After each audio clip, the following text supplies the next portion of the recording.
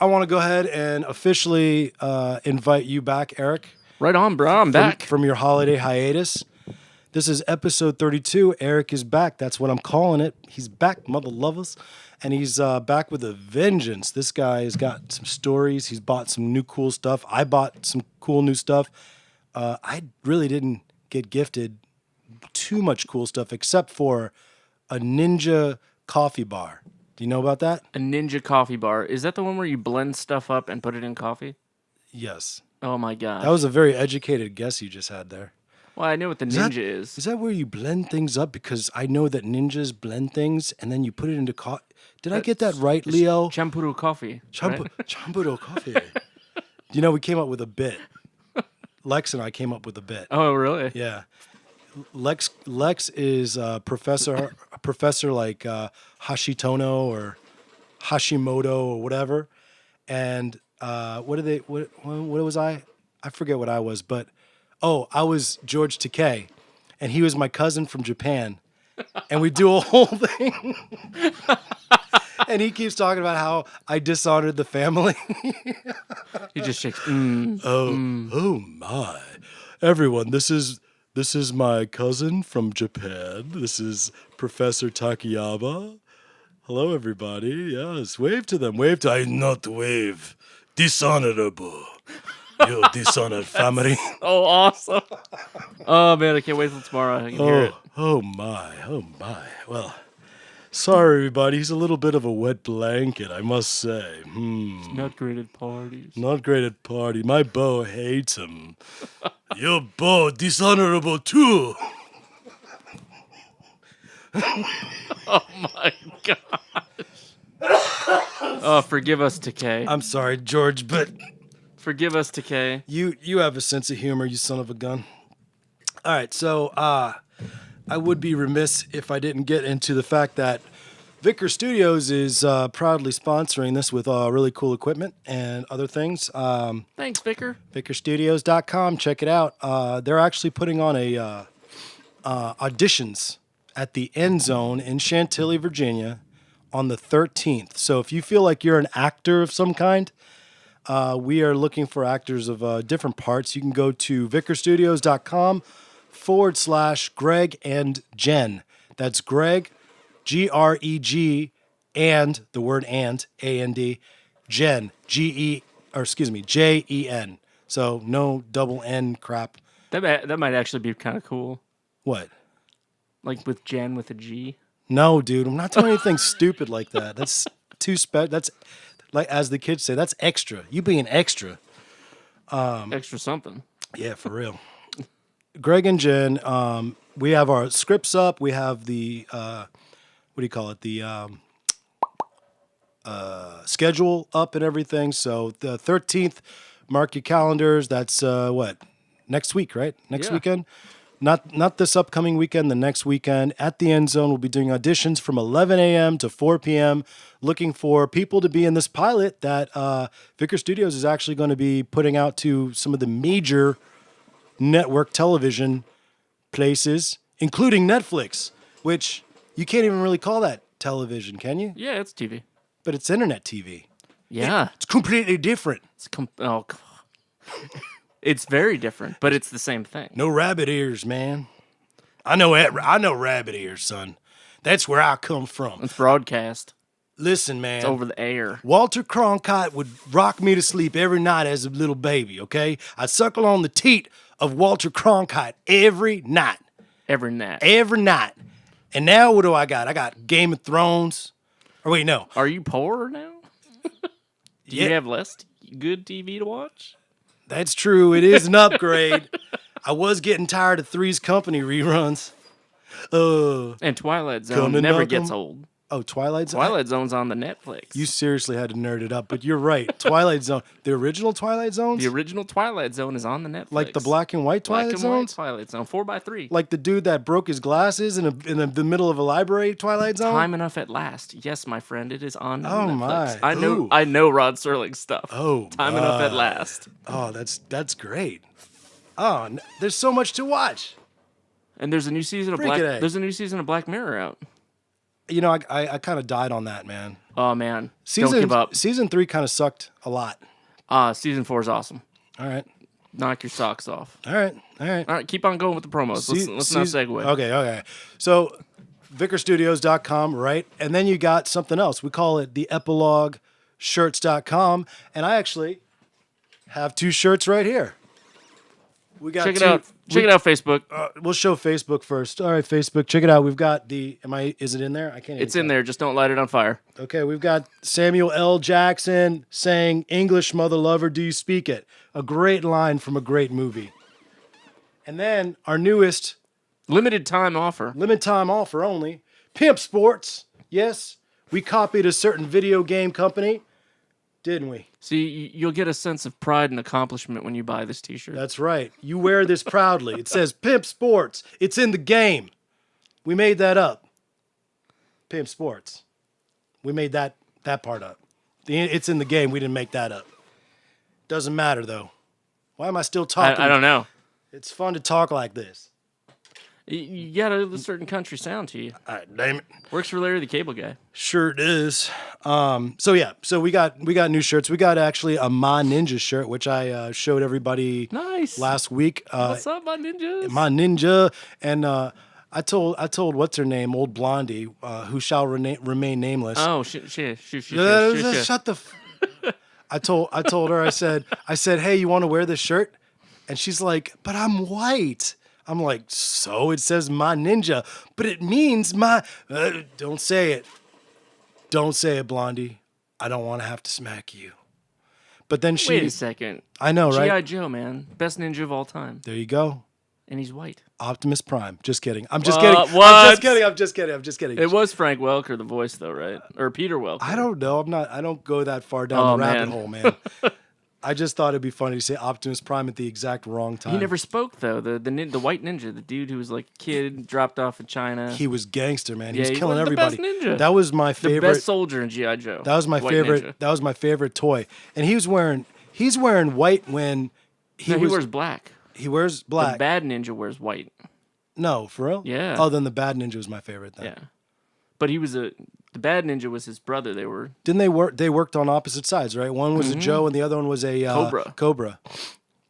So anyway, go to Epilogue Shirts. Sorry, that's the show, man. We talk about a topic and then segue around to it. As long as it's funny, it don't matter. But yeah, go to epilogueshirts.com right now. Pick your shirts that you want. Type in RAP10. That's RAP10 in the coupon code box. And get yourself 10% off your entire order. Do it now. Support the show. Stop being cheap. All right, go get something cool like that. Like I said, my favorite right now, current favorite, is probably the Ma Ninja, because who doesn't like ninjas? Everybody likes ninjas. Everyone likes ninjas. All right, cool. So that's it as far as promos go. Let's get right down to business. This is what I want to talk about today. All right, bring it on. First of all, I forgot to mention. One more. The Lex bit with George Takei and cousin or uncle, whatever. Yeah. Drunk. They're both drunk? No, we're drunk. Oh, my. But we still try to do the voices. Oh, that has to happen. And it starts us sober, but then we just keep taking shots every oh, my. Perfect. That's the radio bit, everyone. That's the radio bit. So when you want to play along at home, get you a nice big bottle of cheap vodka. There you go. And take yourself a sip every time you hear the phrase that pays. Oh my.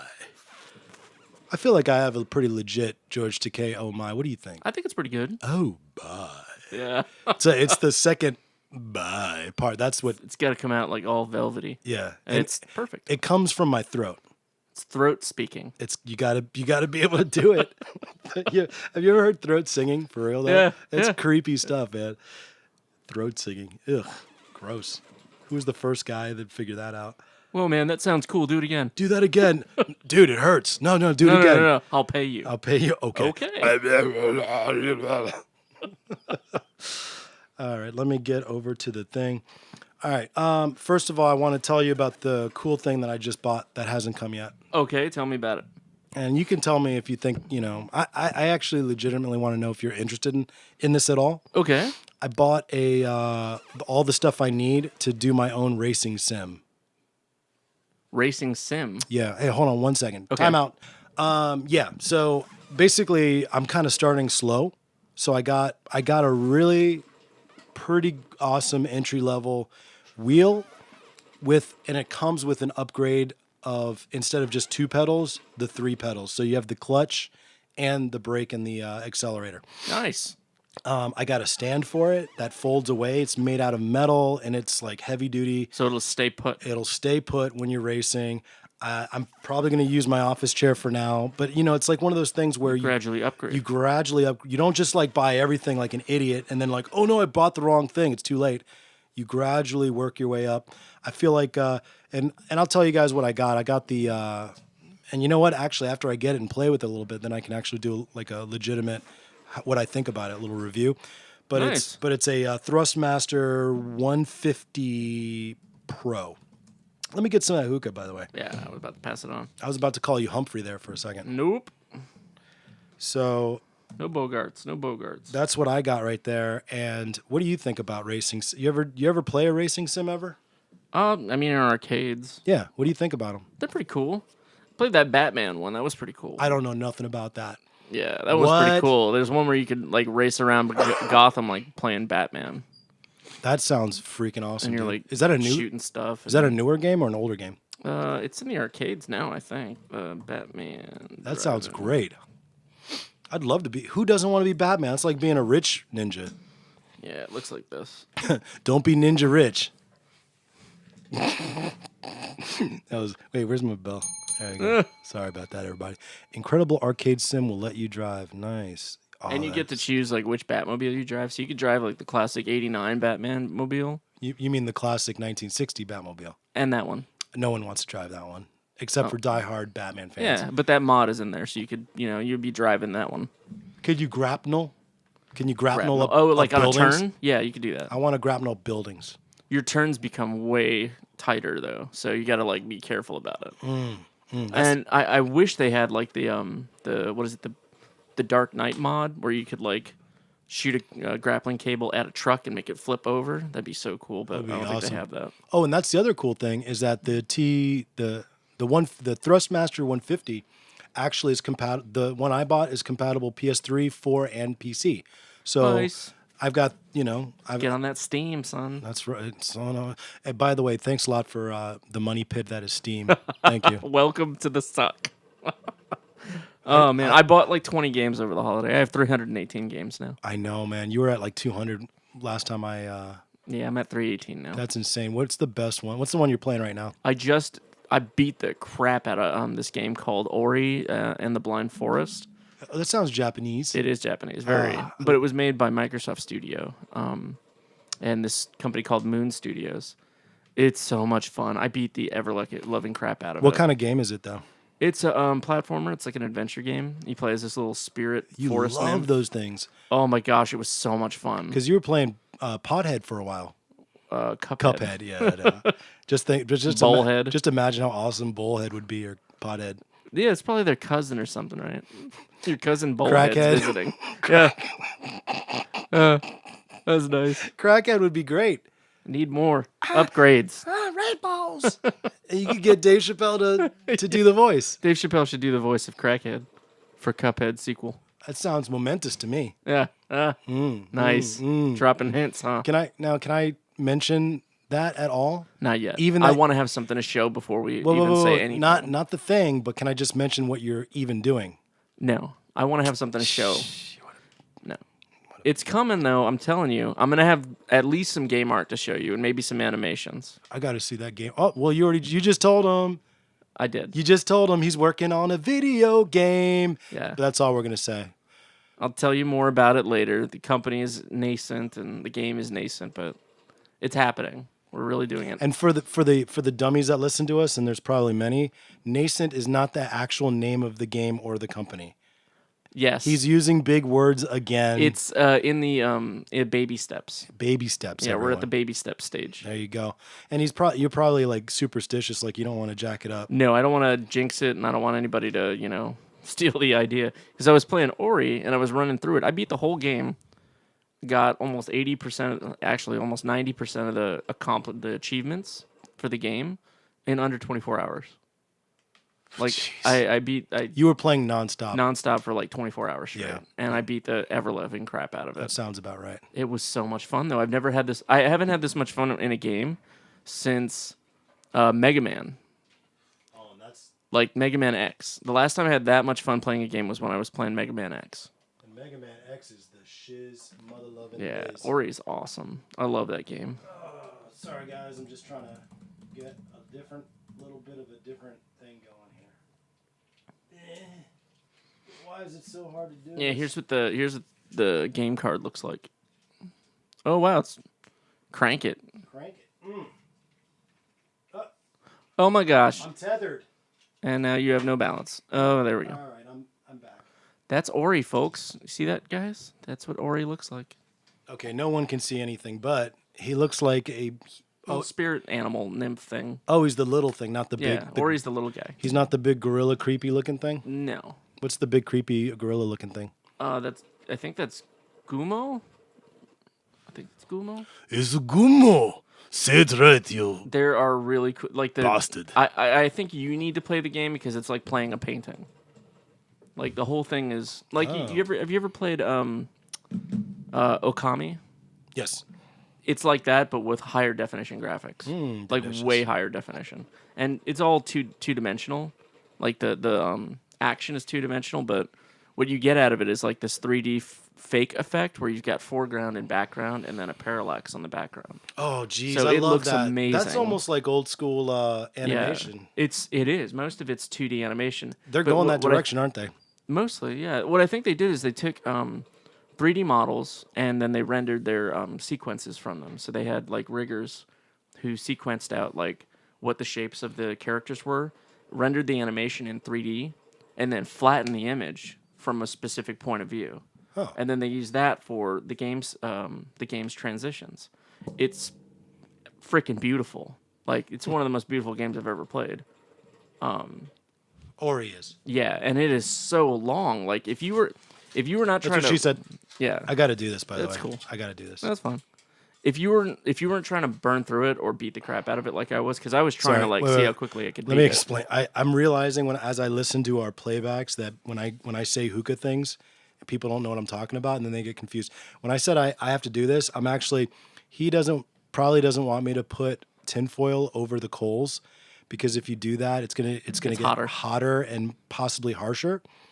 But I like a little bit more harsh. So here's what I don't mind it at all. Here's what you do. If you think it's getting there, just take it off. Okay. All right? That's Okay. what she said. Yeah. Continue. If I don't get enough feeling out of it, I'll take it off. There you go.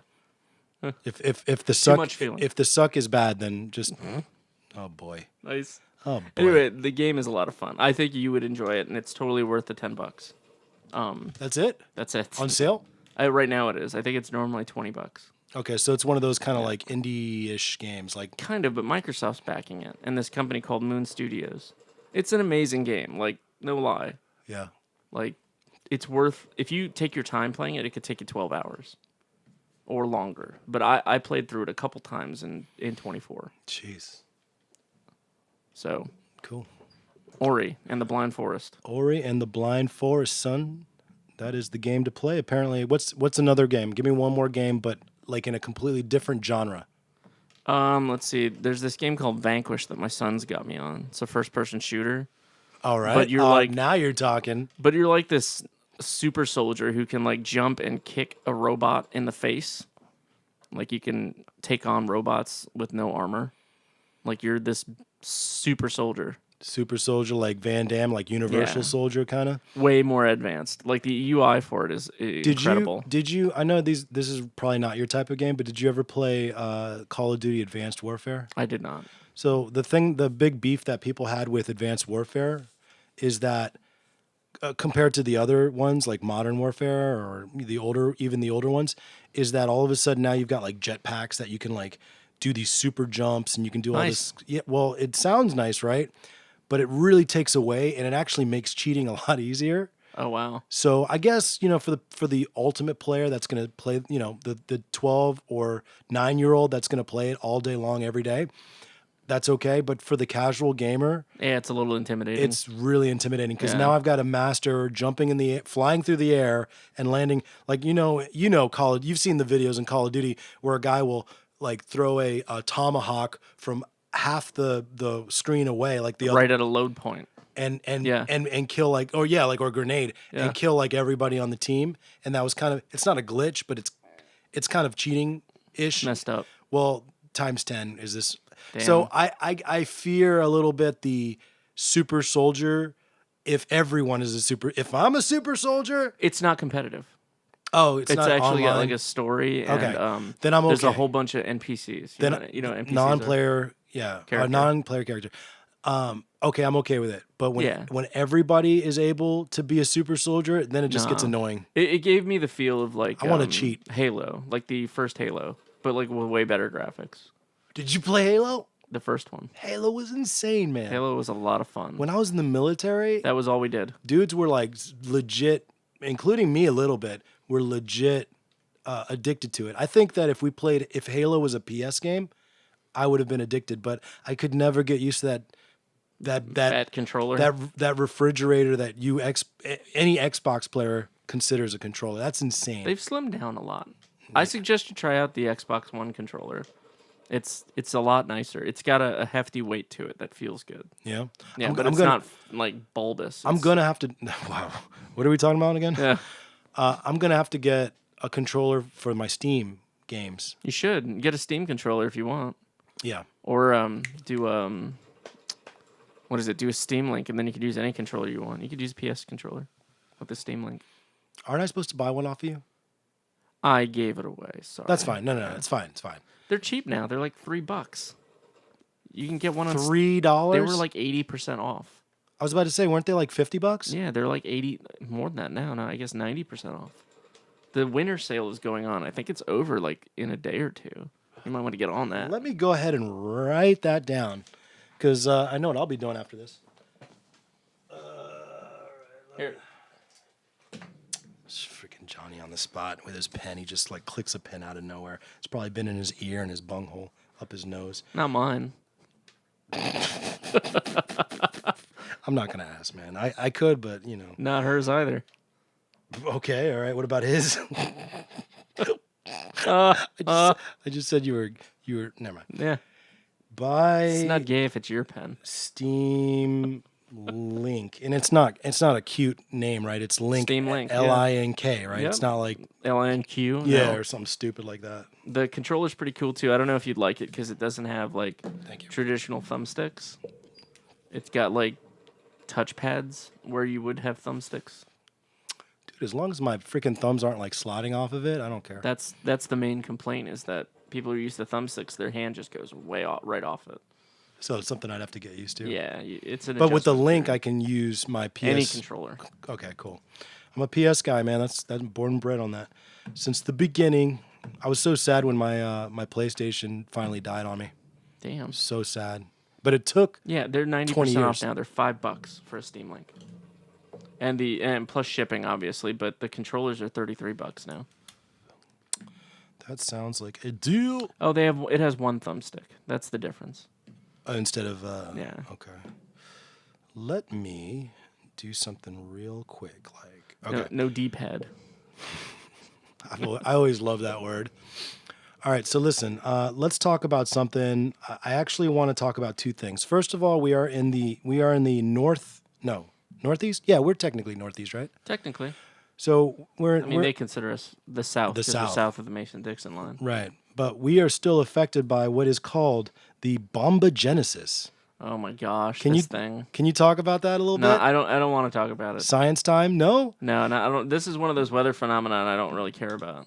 Come on, man. Science time with Eric.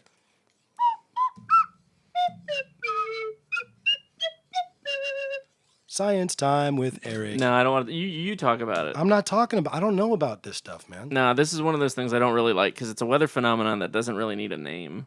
Really? Why? No, because it's just Low pressure. Low pressure becomes high pressure really quickly within 24 hours. Is that basically it? that's all it is. That's it's all. a storm. It's a superstorm with super winds. Ah, so it's the sequel to Super Mario. I was gonna say it's as though Storm from X-Men got pissed in your town, Oh, but she that's got pissed drunk in she your got town. drunk in your town. She's just flinging, I don't know, wind. Tornadoes at people. Yeah, just It's cold. sit down, Storm. You drunk? Shut up. I do what I want. I do what I want. Storm was black, right? Yes. Or was she just brown because they ran out of like No, white she was white black. ink? She was black. No, she All was right, just black. making sure. I don't know. So Bumba Genesis. It's a cool name. Like Bumba Clut. It sounds Jamaican to me. temps colder than Mars. Wow, they are really blowing this out of proportion. I don't even know what that means. Is it It's cold a on bomb Mars? cyclone. A bomb cyclone. Next week, featuring a death tsunamis. Are they? Are they trying to figure out the next big? That's what I'm thinking, the right? next dumb movie title. Yeah. This is the Weather Channel coming up with names for sci-fi's next big hit. That's right. That's right. Someone's playing the sci-fi. Did we ever talk about that on this show though? I don't remember right, the way that you name it. Okay. Yeah, go ahead. All Break it down for everybody. So I was watching Patrice as usual on the Opie and Anthony show. Some of the old episodes. You can get them on YouTube. I recommend you do. And they always have these funny bits whenever Patrice came on. He was a absolute movie and TV show fanatic. The guy. I mean, he was a professional comedian. So he had pretty much when he woke up around like 1-2 p.m. he didn't have anywhere to be for like another 6 hours. yeah, just he had to eat up that time somehow. So he'd watch movies like constantly. And he said he would get stuck on sci-fi and watch bad sci-fi channel movies like all day. And the thing about Sci-Fi Channel is that Sci-Fi Channel, they not only do they have some of the worst movies, but the people that name these movies are the most uncreative, just slack-jaw idiots. I don't even know how they have jobs. I don't either. You're not a writer if you name a sci-fi show. No. So like a sci-fi, like a true sci-fi show would be like, I think there was one like, it was like Time Robot or Time Bot or Time Cyborg or something like that. It was something stupid like that, right? And it was like, it was Terminator, but they made their own Terminator, and then they did their thing. Are you looking it up? I'm looking up all the stuff that they've come up with. Oh, please do. So the fun bit is to take good movie titles and then pretend like you're one of these idiot sci-fi channel namers and name them. So what was the one that made me like almost crap my pants? I think it was Back to the Future. They named it Time Car. Time Car. That's what if Back to the Future was on Sci-Fi Channel, it'd be That's called. what they call it. It'd be called Time Car. Avatar would be Blue Aliens, I think. Alien Indians. Yeah, that you got it. You could work for Sci-Fi Channel, man. Alien Indians, or Attack of the Alien, or no, Attack on Invasion of the Alien Ninjas. 6. 12. Now it's personal. They're using their tail for more than sex. Never. Oh my gosh. What was another one? God, what was another one? Are you looking up these things? I'm looking up the actual stuff they've come up with. Let me see some of the. What are some of the actual? So they came up with Pieces of crap. Let's see, their TV shows.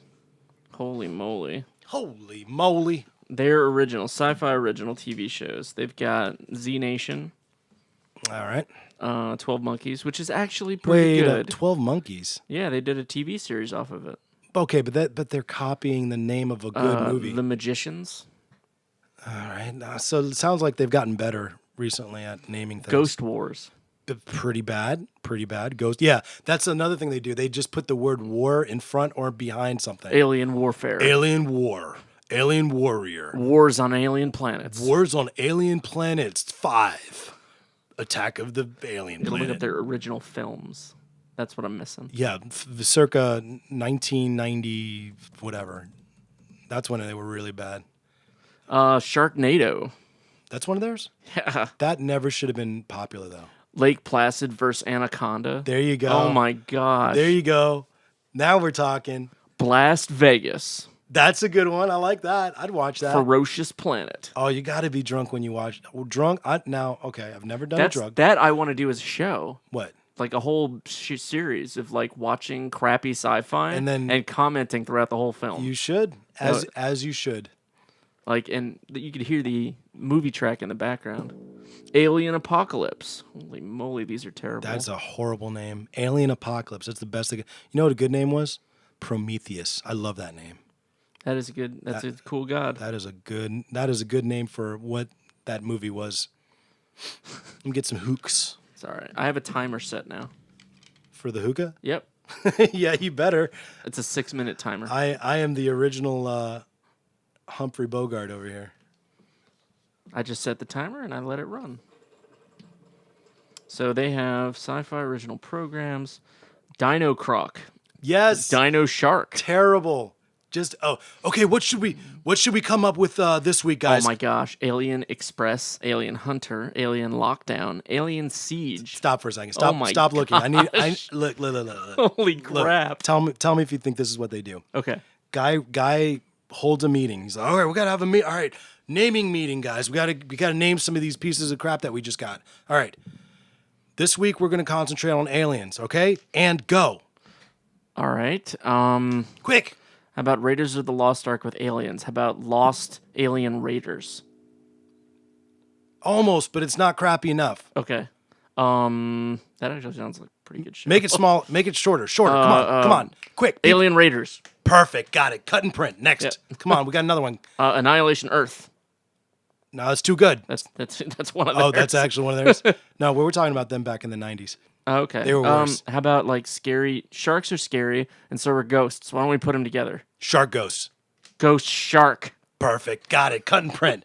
Okay, wait. We got a movie about Karl Marx, and he's going to be visited by let's see. Oh, a robot from the future. Okay, Karl Marx, robot for the future. What is Go. wait, okay. Karl Marx. Karl That's Marx. We're talking about the communist The guy. Robot Manifesto. No, it's too good. It's too good. You kid. This is sci-fi. Damn it. Okay. Robot Invaders from the Future.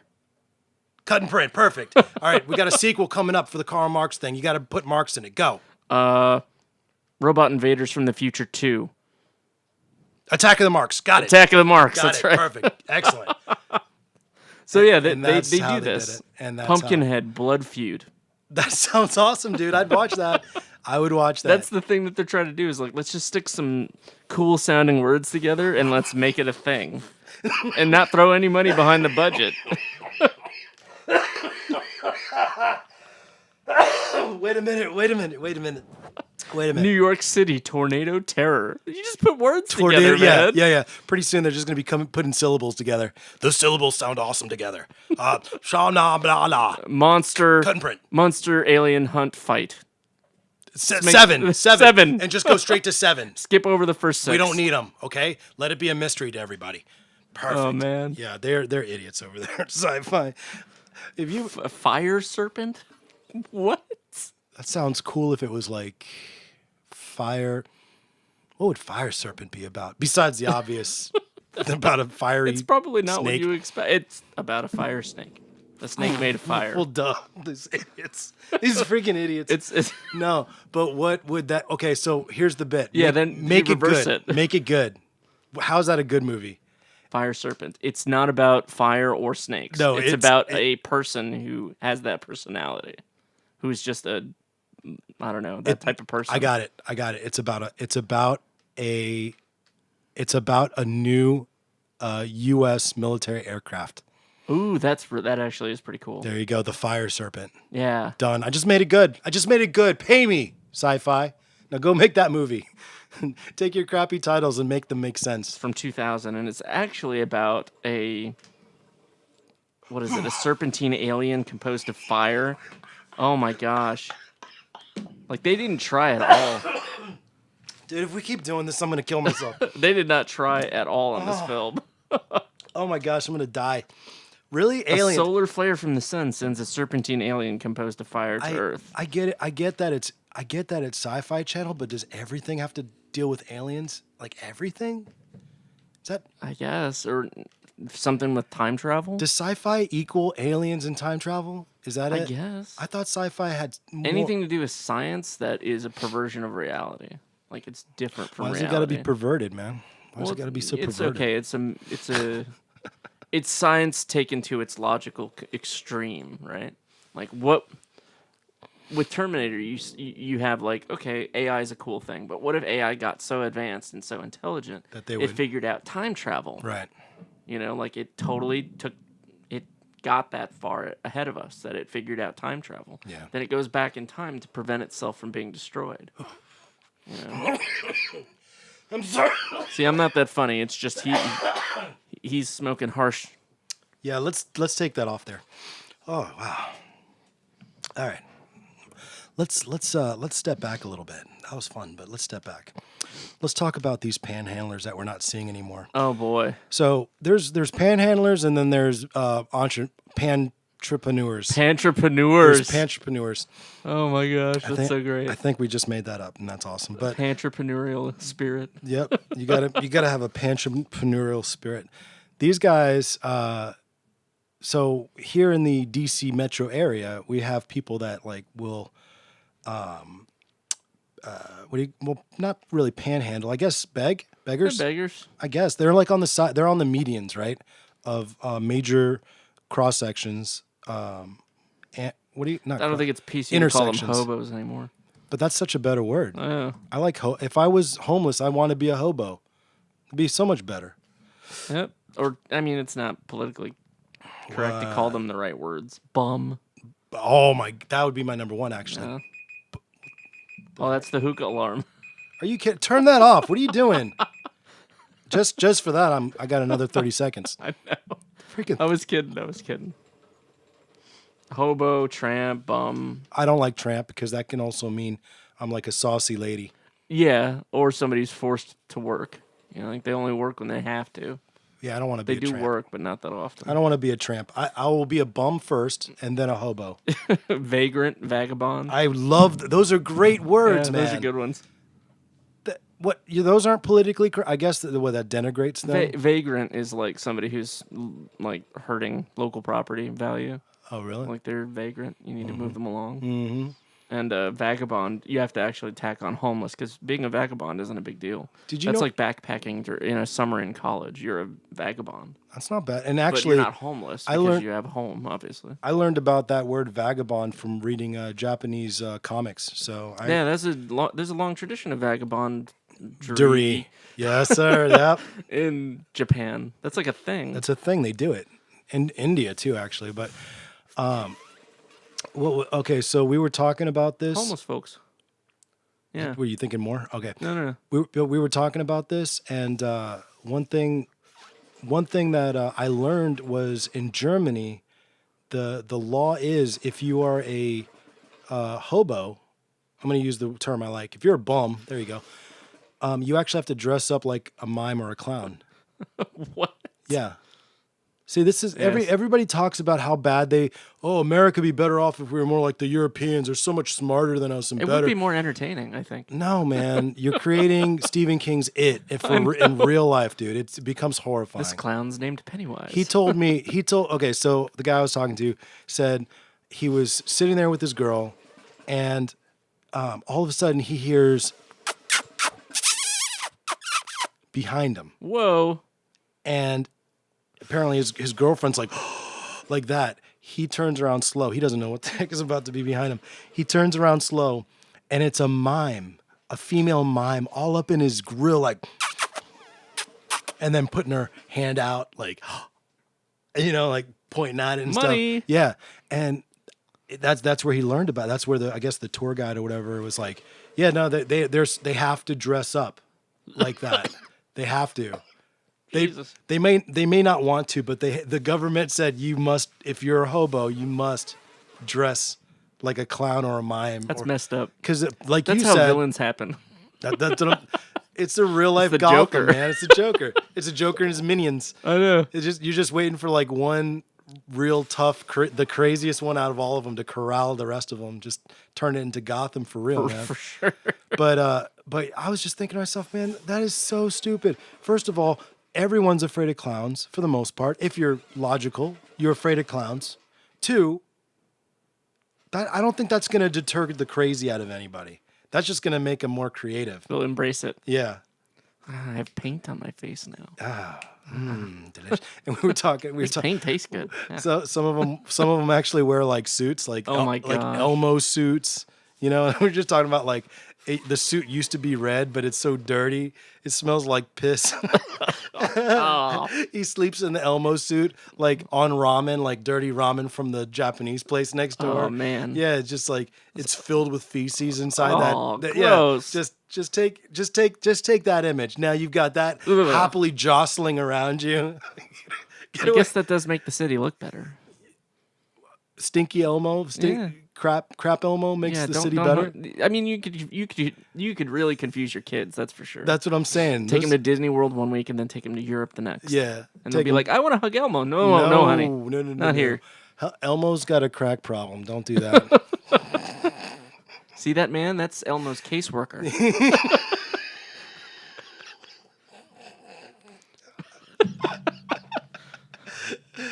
The guys over there is like, Elmo, you've been dodging me. You were supposed to see Elmo running across the street from him, holding his head. Every other step is like sploshy. Yeah, it's like what the.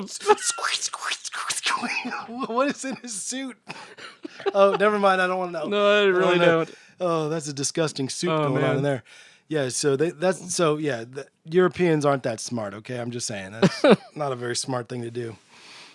Oh yeah, it's a business here though. Like, so you see like panhandlers here, pantrepreneurs, not the real homeless people, but what I think is a big.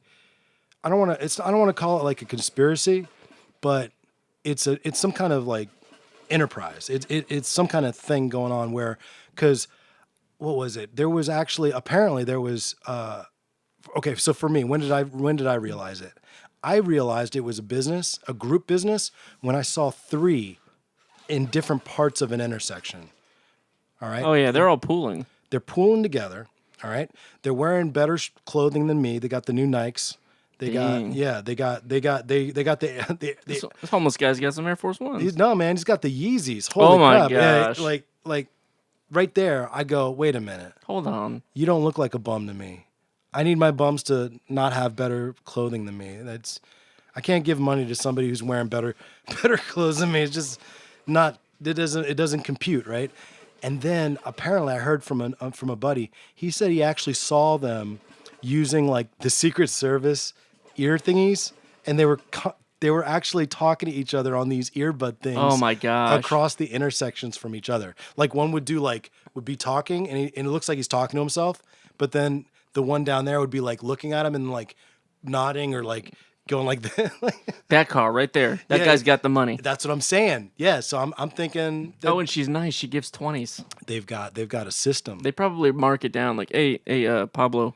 Yeah, write down this license plate. She gives 20s. Yeah. No. She's on. I talked to her a little bit. She takes this route to work every day. Okay. If we is Susan still got that bum leg? Yeah, bring her out next week. Bring out. Yeah.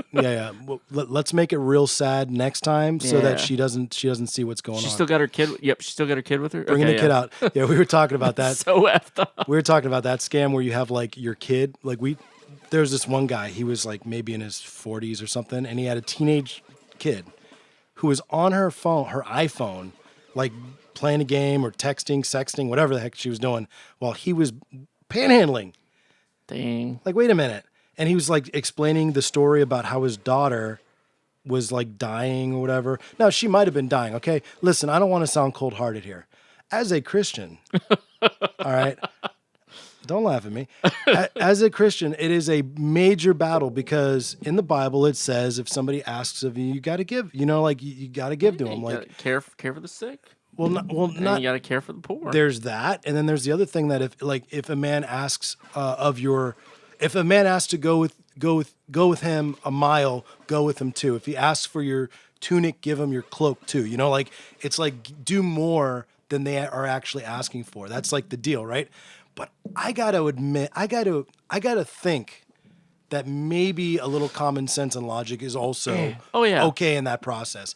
You know, like for instance, if a guy has a crack, like there was a guy that had a like some kind of drug problem. I'm not going to say crack, but some kind of drug He had a problem. drug problem, obviously. And a lady went into he was outside of fast food. She goes in, she buys him a meal or whatever, right? Gives him the meal. He looks at it and goes, "What am I going to do with this?" And then throws it away in the trash can. What the hell? Why did he do that? Because it wasn't alcohol or drugs or money where he can buy alcohol and drugs. So, I mean, I feel like, okay, if you give him the money that he's asking for, you're actually not helping him.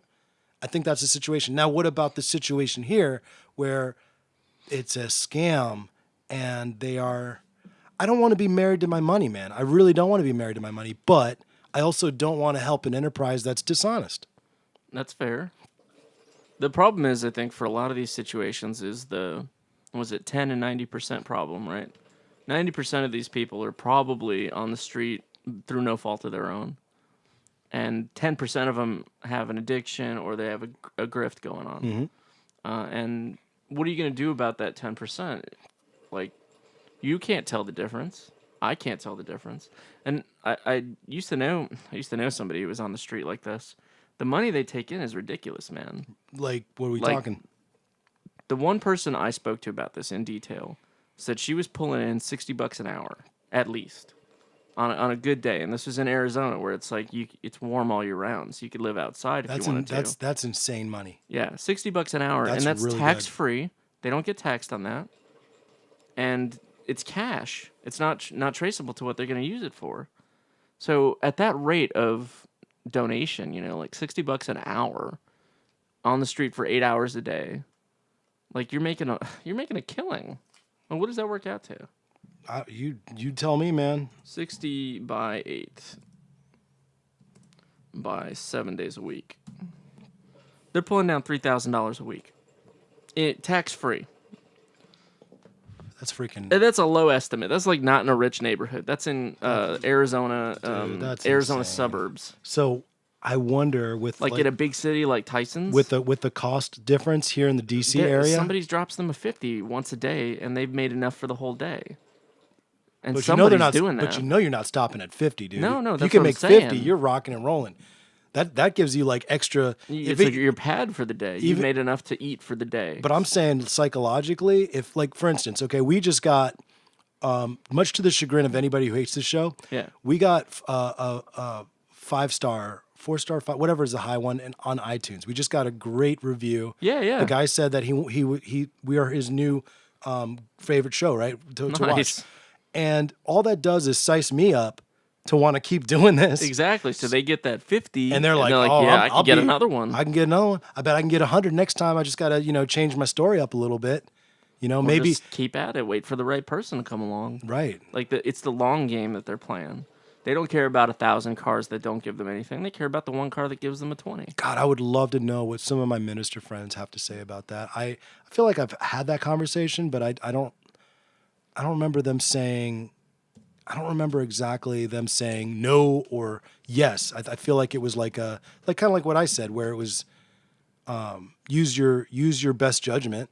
If somebody's in need, help them. If they're not in need, they're not in need somehow, then judgment. I don't know. I don't know how to judge that properly, other than to say I can't trust one of you. I can't trust any of you. Well, if I see the Nikes. If I see the Kanyeezys and this dude's got $3,000 pair of sneakers on. Well, there's an argument there, right? Like legit argument. If you've got nothing, you want something nice. I've always I came from poverty, so interesting. When I was a kid, we lived in the projects, and I didn't have a whole lot, but I had a Nintendo, and I was very happy about that. Were you ninja rich? Was ninja rich? Oh yeah, no, we weren't. No, okay, not at all. We were poor Latinos in upstate New York. Yeah. So, I don't like it when people look down on poor people for getting nice things. I hate that. Because sometimes Are you saying you hate me? No. We must duel. No. On guard. You bring dishonor. You bring dishonor to your family. Yeah. That always has rubbed me wrong because, you don't have a whole lot of nice things in your life. Dude, Kanyeezys though? Well, I mean, think about the money, right? So... Let's say how about can I give the guy a money manager too? Here's $1. He should. if you look at the full numbers, they're pulling down almost $500,000 a year at that rate, 5 days a week, $60 an hour. Whoa, are you talking about the pantrepreneurs? They should be pulling down $500,000 at that rate. And let's say they do a conservative. Let's say they get $30 an hour, like 1,000 cars. Let's say you do 10,000 cars an hour in certain intersections, and you pull down $30 an hour. Yeah, that's very low. Do you think they have? That's $500,000. That's incredible. Now, and you're only doing that 5 days a week. Eric, do you think that they have a pimp? They probably have something like a pimp. Do you think there's a pimp involved in this? There's something like a pimp involved. Some kind of manager of There's like a hobo manager, pimp. He's the home. No, not the home manager. The bum pimp. That's actually a pimp. The bum pimp. The bimp. Yeah, we should call it a bimp. So you think these? It's an HBIC. head bum in charge or head ninja in charge, depending on where we're going with this. There's probably somebody who's like, "These are my streets. You need to pay me to beg on them." Oh, and they beat them up if they don't. Oh, and they're roughing them up. That's what I mean. That's like the foundation of organized crime is protection. This is major conjecture, but it's but interesting. Think about though. that. You got 10 people now. You've got like a pyramid. I got 10 people bumming for me. Listen, on the if you bring somebody with you, okay, they will get a cut. Yeah. Of what you get a cut of what they make, okay, and then you just keep that pyramid going, and then you've got your bimpspiracy all over the city. Yeah. You're strong arming bimpocracy. You've got a bimpocracy. You've got bum forcers. Yeah. You could have a specific person that you pay to be your enforcer, who's on the streets also. And he's not like a whole. And he doesn't have to do anything. He just has to make sure that no shenanigans are going on. It's a whole social architecture, is what I imagine happens. That's okay. I hate to use the word smart, but if you're doing it, that's the. I don't want to say smart because that I don't like the dishonesty of it. It's clever. Thank you. It's very clever. Clever like a fox. Yeah. Wow. You want to be a bimp? Hell no. You want to be a? You probably get choices too that you wouldn't get otherwise. Like you probably know the people that are turning tricks and bumming, and you know everybody's dirt on everybody. You know, so. Oh man, and you can call the police on them, like you know what they're into. Yeah, if you know that. Oh, okay, he's obviously in the crack, so I know when he picks up and he scores. When he's got enough money to score. I'm going to mess up his score. Yeah, you could. Hey, I got something on you, bud. So not just bum forcers, but you also have... Bum narcs. Bum narcs. Or, what do you call that? That's probably where... Bum mail. Blackmail, yeah. But... Bum black... I don't know. Yeah. Bum mail? No, it doesn't work. That's like Gmail's like... bit mailing somebody. Major competitor. Hey man, are you on bum mail, dude? Let me tell you, that's B-mail. B-mail's the new stupid. Gmail's taking over, by the way. Yeah. Gmail's buying up everything. That's great. Damn it, Google. Those are the real pimps. They are truly advertising pimps. Anyway, I think that it's easy to see how people could get stuck in a bad cycle. You might be able to pull down all that money, but you end up having to pay it out to survive. Like, there's a high threshold of entry for certain things. Do you think they get 401ks? No. That cash... OKs? If they had a sense about them, they'd go to a bank every day and deposit it so nobody could take it from them. But it's taxed then. No, it's not taxed at that point. Just because you have deposits doesn't mean it's taxed. It's a transaction log. Yeah, but now you got a paper trail, though. That's the problem. At the end of the year, you're going to have to file taxes for all that money that you've got in the bank. And you can't do that. Yeah. You know what I heard a lot of people do is they do these prepaid cards. That's how they keep it secure. Genius. Yeah, like you get a Walmart prepaid card that you load up with like $1,000 or $2,000, and then you put that in like a bus locker and you keep the key. And then you just keep putting, Walmart cards in there, loaded with cash. Wowee. And then what? You just go to Walmart. Whenever you need something, you just go get a card and you go to Walmart. That's interesting. Or you go wherever you need to because it's a cash card. That sounds a little convoluted, though. Well, it's what a lot of people are doing to get around the fact that there's a banking trail on everything. Like, on everything. There's got to be a better way than that. Not to help anybody on watching the show. Bitcoin's dying. Yeah. Don't you? It was a thing for people who wanted to stay off the radar, but now it's not. Now it's not. Now, yeah, exactly. And It went Bitcoin, mainstream. it went mainstream. What's the next thing now? Is there other cryptocurrency, or is There's it a pretty lot much? of them. There's Litecoin. Litecoin might be the next big thing.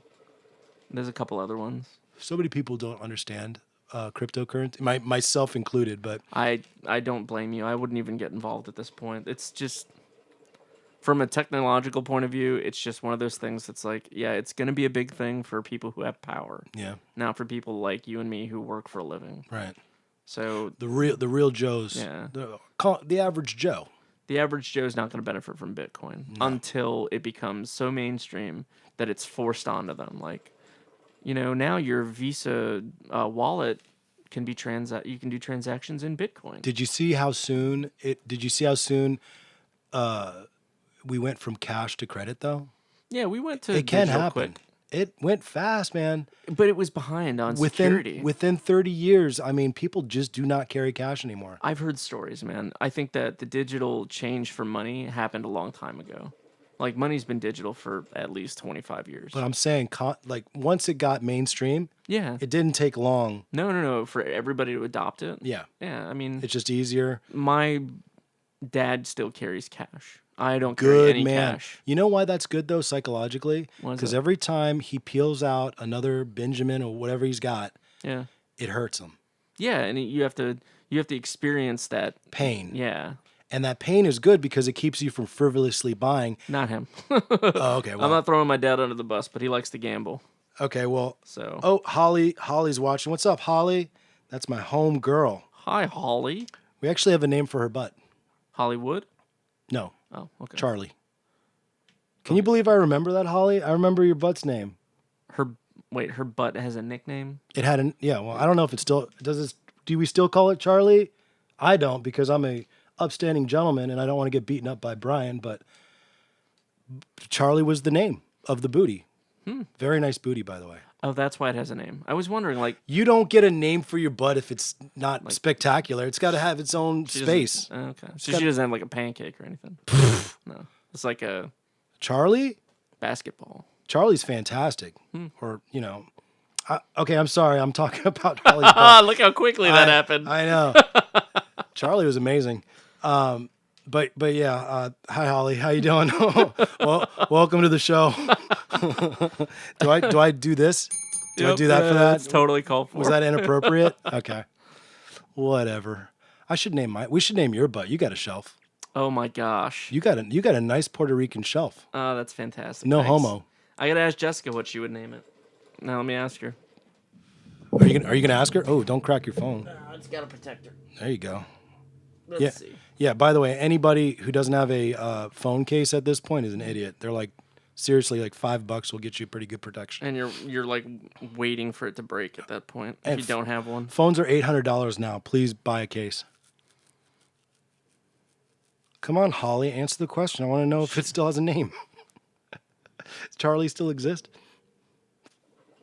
Well, I'm asking her, and she's online. She just read it, so maybe she'll. She's going to give us something dumb. Okay, hey, I asked, what would you name my butt? Jess, if you don't have a good name for him, I'm going to make one up. What did she say? She said, "Oh gosh." That's the name? Oh, yeah, it is pretty big. I'd call it Oh Gosh, too. Great. I'd call it Damn. Oh, she said she'd call it mine. See, I knew she was going to come up with something lame. It's cute. Girls come up with, yeah, exactly. It was a little too cute for me. Can you actually come up with a good name?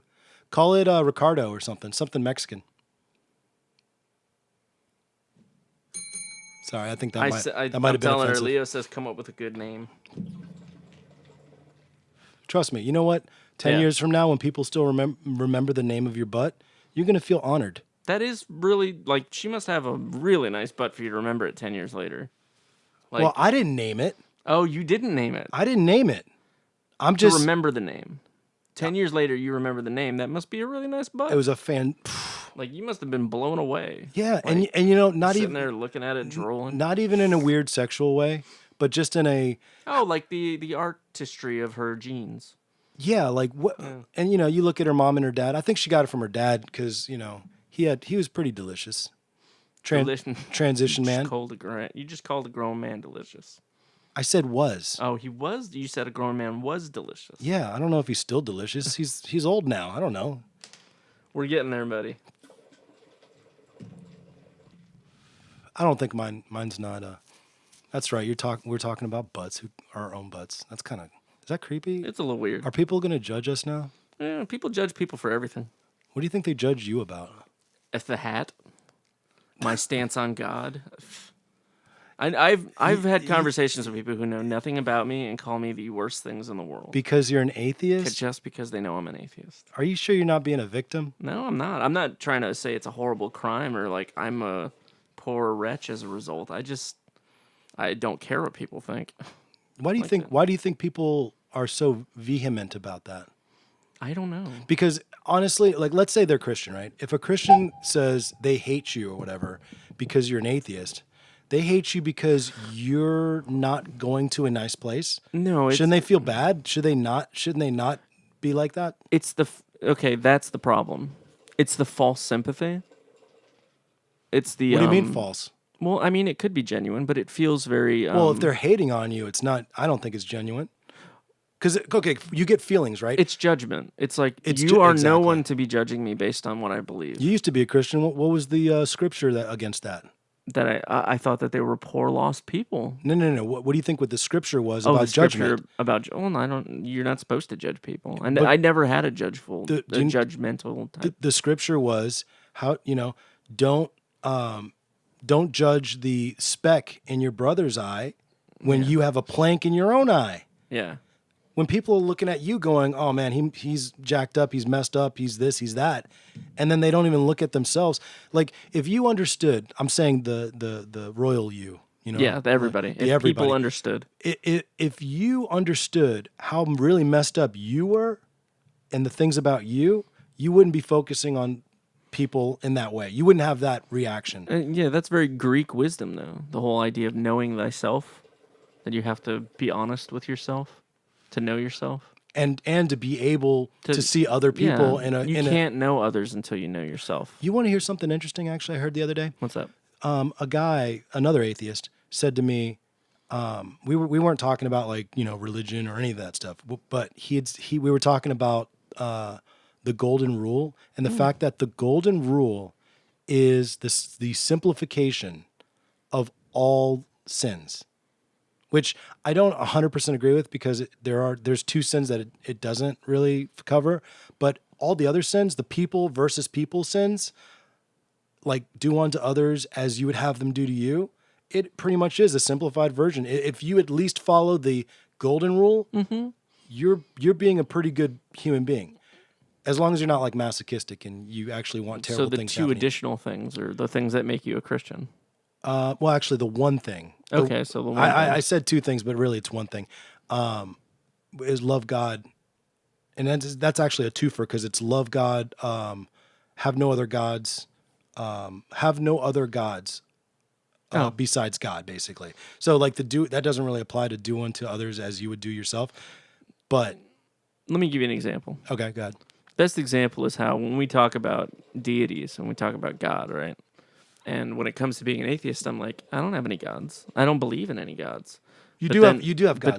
But then you say that, and that you got to see what that feels like from the point of view of a Christian. It's like me saying to you, "Oh, your God isn't real." No. Well, that's what I'm saying. I would say it's like the reversal of that. Is you're saying, "Oh yeah, you definitely have a God." And I'm like, "No, I don't believe in magic. I don't believe in deities." But you're saying, "Yes, you do have a God." Okay, but when I say that, I'm not talking about magic. I'm talking about what do you worship in life? Exactly. And you do worship stuff in life. Well, worship it's very specific. Yeah, it specifically means where do you put your time, energy, yourself, your identity? What do you put your identity in? What do you put yourself in? What do you put your money, your time? Where do you spend that stuff the most? Those are your gods. For some people, like a lot of mothers, it's their children. For men, it can be sex. For, like there's things that we make our gods. Wouldn't most people's gods these days be technology? In that, I'd say that's one of your gods. No, I mean most people. Like, look at all the technology we're surrounded by right now. I absolutely agree with that. Yes. Like, I think technology is the number one god right now. I'd say that the only honest Christians on the planet are probably the Amish. because they've pushed out everything except work and worship. You know what? They're like the only ones I would say are like honest Christians. I'm Because not going to they've disagree with that. embraced the distancing of, I don't want technology in my life. It distracts me from loving God. It distracts me from working. What that's like is when you when you pluck your eyes out because you're just so sexed up all the time. You're so visually stimulated that you pluck your own eyes out. Or you pick drab, plain colors for people to wear. You know, you wear clothes that's very modest. You did watch profusely modest. You did watch the Hardcore Amish show, right? Mm-hmm. Okay, it's a little. I mean, everybody's a little crazy. So, like, just because you're Amish doesn't mean that you're like. No. I'm just saying that they're the ones who've like. You're saying they bought into the stock. You're saying the ideology is that they're trying to take away technology as a crutch, as a god, as a something that they worship. Yeah, now, they've removed that god from their life. Now, mind you, there's some things that they're not able to do. They're not able to have a podcast where they're able to have honest conversations and have people on. So but they have honest conversations after a barn raising or something.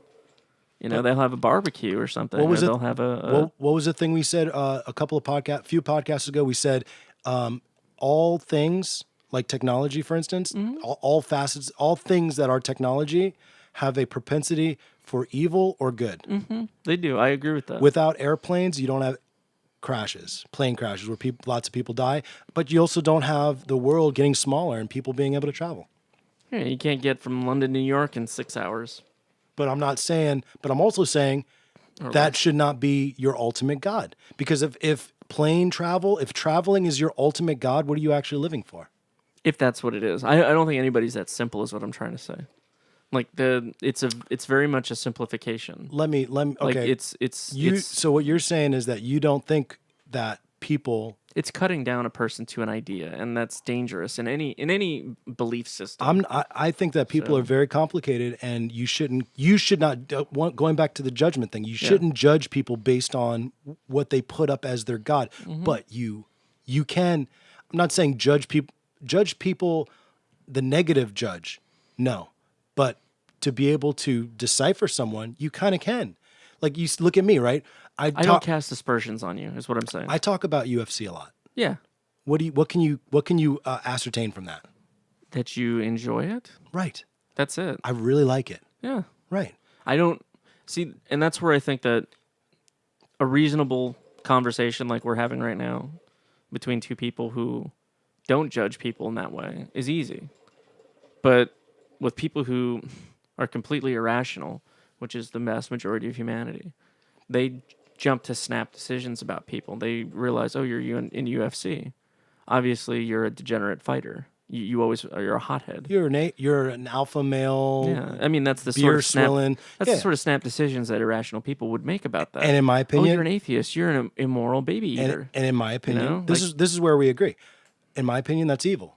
You're actually doing the opposite of what you prefer. If you're a Christian, of what you're supposed to be doing. You're doing the opposite of what you should be doing as a rational person. Also, now the negative thing about the God thing, the reason why that's the first commandment and the most important commandment is because whatever you put at the very top of your reason for being, if that thing is not substantial enough, then you are not going to have the life that you want, the fulfilled life that you want. Your identity is never going to be sort of satisfied. It's never going to be, you're going to get a lot of cases, and I know this plagues everyone, including Christians, but you're going to have cases of depression, not feeling fulfilled. Look at the example of what is it? Okay, in the Bible it would be what was the super rich guy? Solomon. Solomon, after all the wives and concubines and money and being a king and being like the most prosperous king of that time ever, right? And that part of recorded history, he said, it's all for naught. It's all worthless because I'm going to die and then it's going to be nothing. Yeah, and I don't think you need... So the rationale from that is, then I need to find something to believe in. I need to find something worthwhile to pursue. And that's where I say, yeah, that's true, but I don't jump to Jesus and God. I jump to furthering humanity. But why? For humanity, for a legacy, for myself, okay, for my children, for other people's children. And what I'm saying is that people that go, which that is a logical jump. That's the next step, right? That's when you stop being so beholden and worshiping of. Oh, sorry. Let me take off the tinfoil so it's not so harsh.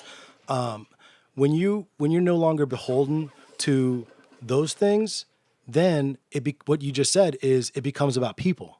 Yeah. Now you're worshiping people, but the problem It's is a broadening circle, I think. exactly. But but what is the ultimate conclusion of that broadening circle? Now you don't believe in God or any God, so your circle ends.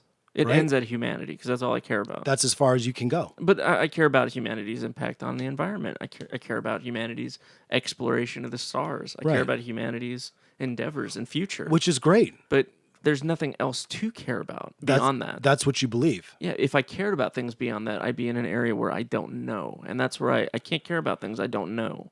Okay. Now, I would say that the very existence of your humanity, as you call it, the very existence of the things that exist within you and within human beings that you can't explain, and we haven't been able to explain like on a natural scientific level yet, right? That's part of your hope. That's part of your worship, is that you're hoping that we will someday. It might not even happen in my lifetime, and I'm okay with that. Well, I'd say it's not, but I mean, it's not going to happen in your lifetime. It's not going to happen in anybody's lifetime. AI is pretty fast.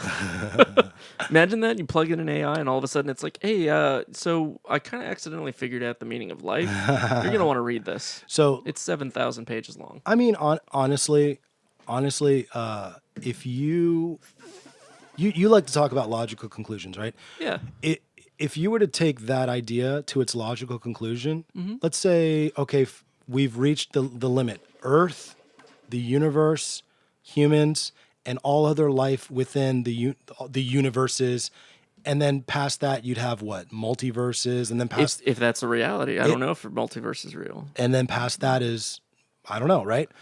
Who knows? That's the thing that I don't want to do is I don't want to shut down imagination. But you are. I want to think about, like, what if we found another civilization that believed in something different from what we do? Fine. Like they But believe in a specific deity that's so different from ours. But here's my thing, though. You would still, as an atheist, you would still have to say, I don't believe in that either. yeah, isn't that great? But you're not.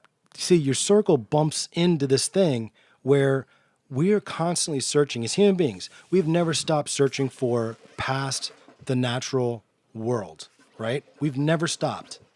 Why is I don't that? think so.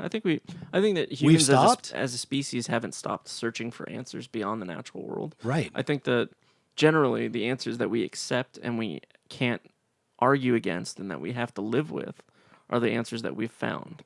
So the Like question. the truth that longevity has a termination point for all species. Yes. That our planet is the only one we got right now. And we should probably take care of it. So Like those logical conclusions are important, I get that, and it is. and not everybody has them. Is the problem? Has what? Has those logical conclusions fixed in their Who head? cares? We're talking about you. I know. For me specifically, I've got them, and I realize that I'm stuck in a world with people who don't have them, and I can't do anything about that. You are so sidestepping me right now. You need to stop that. No, but that's the reality, man. I'm I play asking- with. I'm asking you. I left you here at the place of, okay, past the natural world, and we are constantly trying to find beyond the natural world. Why are we constantly trying to find beyond the natural world if the natural world is enough? It's never enough. Why not? Because humans are curious. Humans are such curious creatures. Why are we curious? Because we benefit from our curiosity more than we suffer for it. Certainly, but why? I don't know. It's just in our nature. But why? That's because we've survived as a result of our curiosity. Throughout all of human history, you could trace the line back to the first ape that decided, I'm going to get down out of this tree and I'm going to chase that animal down till it dies and then I'm going to eat it. But couldn't you say But that's curiosity. What happens if I get down out of this tree? But couldn't you say that it's logical? It's a logical thing to say that the fact that we are searching for something that we don't understand beyond the natural world, that we all are searching for something beyond I wouldn't say it's God why not? because it's not an answer. Isn't that logical? No, it's not an answer, and it's not logical. Isn't that just It's a termination point for a mind that is not curious about what the answer really might be. Well, wait a Because minute. that kind of mentality, it says, oh, You're this saying person's sick. You're saying there's no termination point, though. There isn't, because you're not curious about what is actually behind it. You're saying there's no termination point. There isn't. In the real world, there isn't. That's the magic of reality. How do you know that? Because there can't be. Once you find the answer, then you know the answer. If you don't know the answer, there's an answer out there. You just need to be persistent and find it. So you see that this ill-fitting word that we have called God it's is basically the word that we have to explain the thing that we cannot, as human beings, explain. I accept that Okay. as the definition. The problem with that and having that as a personal belief for me is that it shuts off curiosity. It doesn't at all. And for some people, it does. Some of the greatest scientists in our history Some. have been religious people. Most have been religious people. That's because most of the people with power and money have been religious, and the people who weren't religious were hunted. So you're saying that all the religious scientists were actually not religious? I think a lot of them realized that they weren't going to have access to what they needed. You know, you're right now. You are on a limb saying that, right? Not really. A lot of the scientists that you go back and you read about, they had doubts, and they couldn't express them because there was such persecution. Dude, I have doubts. There's such persecution for those who doubt. Any human being that doesn't have doubt isn't actually looking for the answer. What was it that happened? I forget which scientist who published the book. It was in the 1700s. It might have been Newton or 1800s. I don't remember. But he published a book, and it was in the height of Christendom.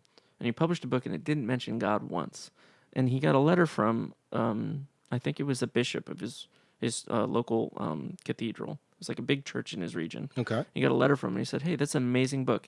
It's a hallmark of science. It's an amazing accomplishment. But how did you write the book without mentioning God once? He's like, I didn't need that to explain what was happening. Okay. He explained, I think it was Newton actually. He explained gravity without mentioning God once. But you're jumping to the conclusion that he was not believing in God because of that. He didn't need God to explain a natural phenomenon. That's fine. The beauty of nature. That's fine, but that doesn't mean he didn't believe in God. No, you're jumping to a conclusion. He did believe in God.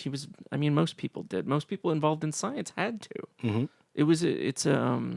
Before the age of the internet, before the age of modern science, networks were built up of people who would communicate. And the only people who could communicate for the longest period, the Dark Ages, were people who were literate.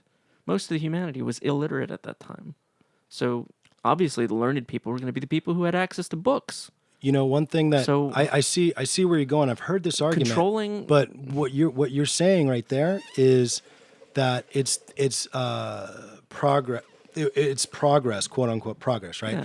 Yeah. I'm just saying, I'm using the word progress, but there's another word. There's the Enlightenment era. There's you're saying that, and a lot of people didn't like them for that. You're saying that the cause for us to become atheistic is that we got smarter, but that's actually not the cause of atheism.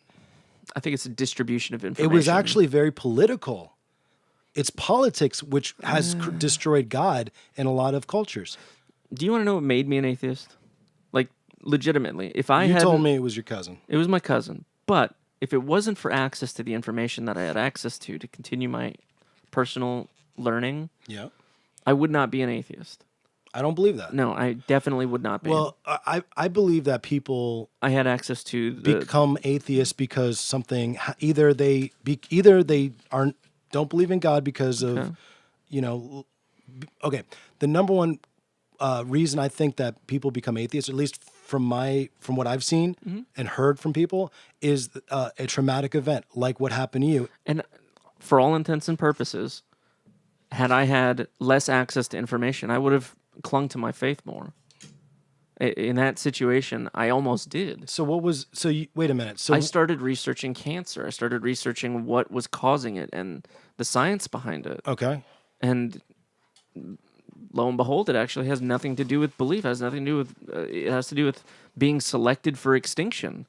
A specific set of DNA gets damaged. So and that cancer. Person's, so cancer was the topic that brought you to atheism. And I had so much access to information that I could look up what it is about an organism that causes it to develop cancerous tissue, and that was like an alarm bell. It was like, wow, there was no magic necessary whatsoever for this to happen to my cousin. But why do you think magic was? I'm trying to figure out what the link between cancer and how cancer works has to do with Because it's a supernatural. it's a completely natural phenomenon. It has nothing to do with someone's beliefs. It has nothing to do with their symptoms. But you hear what I'm saying? There was a light switch, right? What were the two connecting points of the light switch between cancer and God? Belief has nothing that's going to protect me from anything, is what I realized. Protect you from death. Protect me from anything. Death. No, not just death. There is nothing that faith will do that will protect me from anything. Faith is not supposed to protect you from life. Well, that's what my understanding was up until then. Was Exactly. That faith. Thank you. Faith is supposed to be the strength that lets you conquer anything. Thank you for faith saying. can move mountains. I'm really happy that you said that. But I was that's hoping what you'd go there. Broke it down for me. It was like, okay, well, faith does nothing. That's emotional. Prayer can't save you. Faith does nothing. Right. So what's the point? Now, wait a minute. No, wait a minute. I'll go with this. Faith definitely isn't there to prolong your life or to make your life easy. In fact, being a Christian, it actually says in the Bible, Does it make your life better? Your life is going to be harder. It makes me better. Because here's the thing. Life is a chaotic thing. Yeah. It's chaos, it's hurt, it's pain, but it's also the opposite of those things as well. Yeah. It can also be life. It can also be beauty and wonderment and all these things. Then what's the point of faith? That's what my conclusion was. The logical conclusion was Faith in what? life's gonna suck, Faith in what? and it's gonna have good points. It's gonna have bad points. It's gonna be great. It's gonna suck. It's gonna have these ups and downs. Right, but so faith- what's the point in faith? It's just to make me feel better. Hold on a second. What is faith in what though? Is what I'm Faith asking. in you. anything is what I was. Let's just say God. Well, okay. Let's just say God. Following the ladder. what's- That's what's- where the ladder went. The ladder went. I can have faith in God, You and I can see that there's benefit in that for me personally. you did something that everyone does. Everyone Yeah. does. They're always. This is actually. This is a crossroads for anybody who goes through any traumatic experience. It's and if they're Christian. I'll speak for Christianity because I'm not. Well, it wasn't I'm anything else. immediate. It took me years. I It hear wasn't you. like immediate. Like I was like, oh, Well, duh. obviously, because- I still believed 'cause for a you- year or two after. Because you had to build up something else to believe in. Oh. But because we have to, as humans, we have to believe in something. You have faith in something. You have faith in science. Yeah. You have faith in human beings. You have faith in the world and eventually we'll the get natural into, world. The thing is, faith isn't about making your life easier. Faith is about making you better and better prepared for this life because this life isn't all that there is. And if it was all that there is, what's the point of life in the first place? I think that's the realization I came to.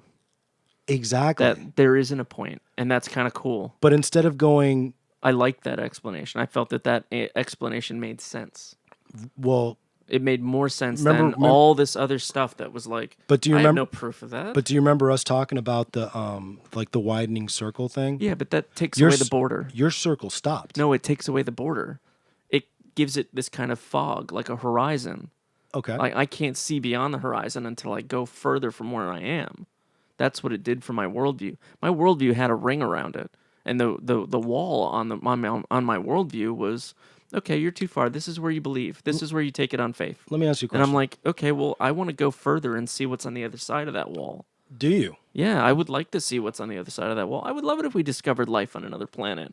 But Like we discover something I'm saying that that you. changes our fundamental understanding of what it means to be human. I'm saying that you created a wall because you created a wall around the natural world. I don't think I did. I think I. How did I you took expand down it? a wall? No, I don't think so. I don't think you took down a In wall. the metaphor, how are you seeing a wall? You're seeing a wall as a termination. Does a wall stop things from going across, right? If it's built right. So it's a wall, right? Like what Trump wants around the United States. We're gonna have a wall around your mind. It's gonna be Dagnabbit. the best wall. It's gonna be 10 feet higher now that you're complaining. I know walls. All right, so have the best walls. The wall that I think you put up, okay, based on what you're telling me, Yeah. is the wall of there is no supernatural anything. There's no beyond this existence. So you actually put up the wall around the natural world because you don't want to go beyond the natural world. Because you talk about finding other planets with life on them, that's still within the natural world. Yeah, I think that maybe the concept of a wall is more like a mound. It's like a soft hill that you gotta, or maybe a mountain that you have to get over and get on the other side of it. You had a decision to make Yeah. that everybody look. Everybody faces this my stuff. my life. I faced this decision at least 3 times, and I'm sure I'll face it again and again and again. That's what faith is all about. While we're still here and don't have all the answers, right? When we die, hopefully, then we will finally figure it out. Either blackness and no more existence, or something, right? But the decision that you were faced with was either there is something beyond this natural world, or there isn't, and you said there isn't. Is that fair? What was on the phone? Come on. No, Jessica just said my butt is the bomb. I agree, Jess. His butt is the bomb. If only I was a female or a homosexual man. Oh my gosh. Which I am not. Or else we wouldn't be able to work together. Oh my gosh. Sexual harassment every day, all day. Nah, I think I could defend myself. I'll be fine. I don't know. I can get some buddies. Oh my gosh. Yikes. So talking about gang rape. All right. yeah. You created a wall, man. You created a wall. I don't think it's a wall. I think it's like it's a fence. You think it's reality. It's a fence. No, you think it's reality. But your reality is a wall. It's a Are you open to the here? Let's segue. Are you open to the idea that God is a woman? I don't think God has really a Let's say God comes to you as sex. a woman. I don't think God has a penis. What would he need the penis for? That's a for? wall for, don't you think? What? Like, don't you think it's a wall gendering God? In any way, because throughout the entire Bible, it's a him. Yeah, but we can also say that has contextual. That's a contextual Of course thing. it is, but that's what I'm trying to say. Is right? It's a wall. Okay. On the limitation of the definition of God. Well, here's what I'd say: if you're going to want to talk about walls let's talk about a wall that actually matters, right? Okay. I don't think that whether he's definitely a man, he's a woman, or genderless, right? Okay. That's not a big enough question. We need to think about a bigger question, something that actually matters, that changes faith. That's what I'm trying to say. Yeah. Is like if there was something that was intrinsic to your beliefs. You're trying to find out is there something that I am a fundamentalist about? No, I'm saying if you believed in something specific. It's okay to be a fundamentalist. It's okay to be a fundamentalist. If you want to be. It's okay to be a fundamentalist in certain aspects. If you want to be, I guess. Yeah. The limitation on reality. Yeah. The only one I put is that there may be explanations we don't have, and that's what I was trying to get at. But that doesn't that wouldn't make you an atheist anymore. That'd make you an agnostic. It'd make me an agnostic atheist. Agnostics, I believe, are the people that actually don't have walls. Those are no wall people. They're on the fence people, and that's what I was saying about the fence. Yeah. So are you on the fence? I'd say I'm on the inside of the fence, the atheist side. So you're just close. You're closer to saying the metaphor is you've got three people. Mm-hmm. There's an atheist, and there's somebody who has faith in the supernatural, and then the agnostic is on the fence between the two. Correct. And the atheist is fenced into what we understand, but that doesn't prohibit them from seeing through the fence to the other side. That doesn't prohibit them from understanding everything on the other side of the fence, and that they're unexplained phenomenon. Right. That could eventually move the fence back a little bit once it's explained. Mm-hmm. And that's the way I look at things. Is if you stay humanity is ever trying to push the fence further. And that's fine. And the agnostics can stay on the fence, but we're still going to keep pushing the fence further and further and getting more people. That's fine. More people down off of the fence. That's fine, but one side of the fence is that there is no supernatural being. The other side of the fence is that there definitely is a supernatural being. There's no such thing as pushing the fence. It's either you believe that or you don't believe that. Well, that's not true. I mean, when it comes, what would be the evidence that would bring you you think brings us closer to realizing that there's? I think God. that there's an example in humanity. Miracles? No, you don't believe in those. There's a perfectly good example in our current existence. Okay. You've got people who believe that illness and sickness was a result of demons or bad faith, and then you had people who believed that there might be a natural explanation, germ theory, and for all intents and purposes, it worked out that way, that germ theory turned out to be true. There are little bacteria that cause illnesses. There are little viruses that cause illnesses. It's not spirits. It's not demons. It's not, it's not something that is supernatural. I get what you're saying. Okay. For the longest time in human history, illness was seen as a supernatural phenomenon. Yes. It was something that was off limits for science. That was a complete farce. Exactly, but that was the case, though, is what I'm saying, is that in the majority of human history, things that we've ascribed supernatural meaning to turned out to have completely benign explanations. Okay. And that's moving the fence. Before germ theory and after germ theory, you had people who were on the fence. I'm not sure if bacteria are real, But then you show them a petri dish and you show them a That microscope that and you. once again, But then you move the fence that way. You but- get them off of the fence and you. but once again, that's not the fence.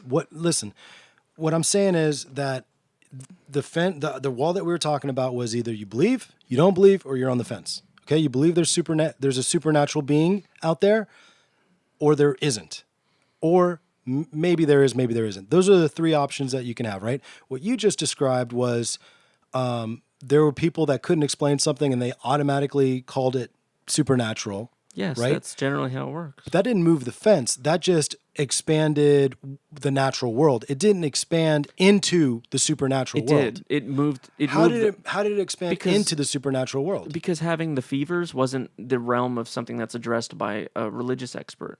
It was something that was now addressed by a doctor, somebody who believed in science.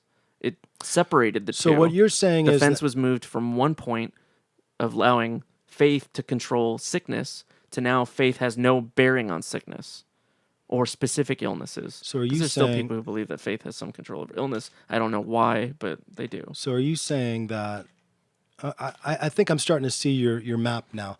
Your map is that there's a big circle. Yep.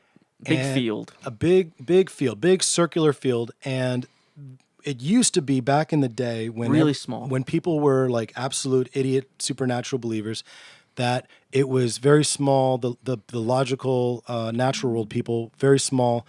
The explanations for all things very small, and then what you're seeing is that inner circle of explanation gets bigger and bigger until there's no more supernatural explanation. Until it's like a ring around it of supernatural fog.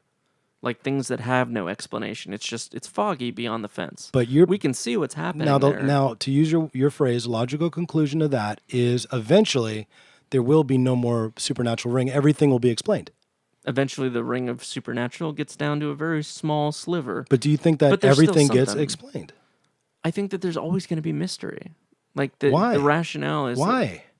The rationale I used to say that, like, why there will always be mystery. Yeah, why? Is there's always going to be people who are too stupid to accept the reality. Okay, so you're saying that ring are stupid people. The ring represents things that are unknown, and it's a variable size. Like for instance, my field as an atheist, my circle has a specific size. Another atheist might have a completely different size, and a person who believes and is skeptical. An agnostic, you might say, their fence has a specific size of things that they've accepted as real and things that they just don't know how they're explained.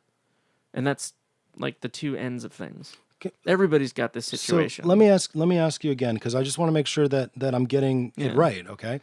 Are you saying that eventually, if there are no more stupid people, like people, let's use a different word just not to be so flagrant. Uninformed people. Let's say no one's uninformed at this point. You saying that if there's no uninformed people, then eventually there is no supernatural anymore? When in human history has there ever been a society that had no uninformed people?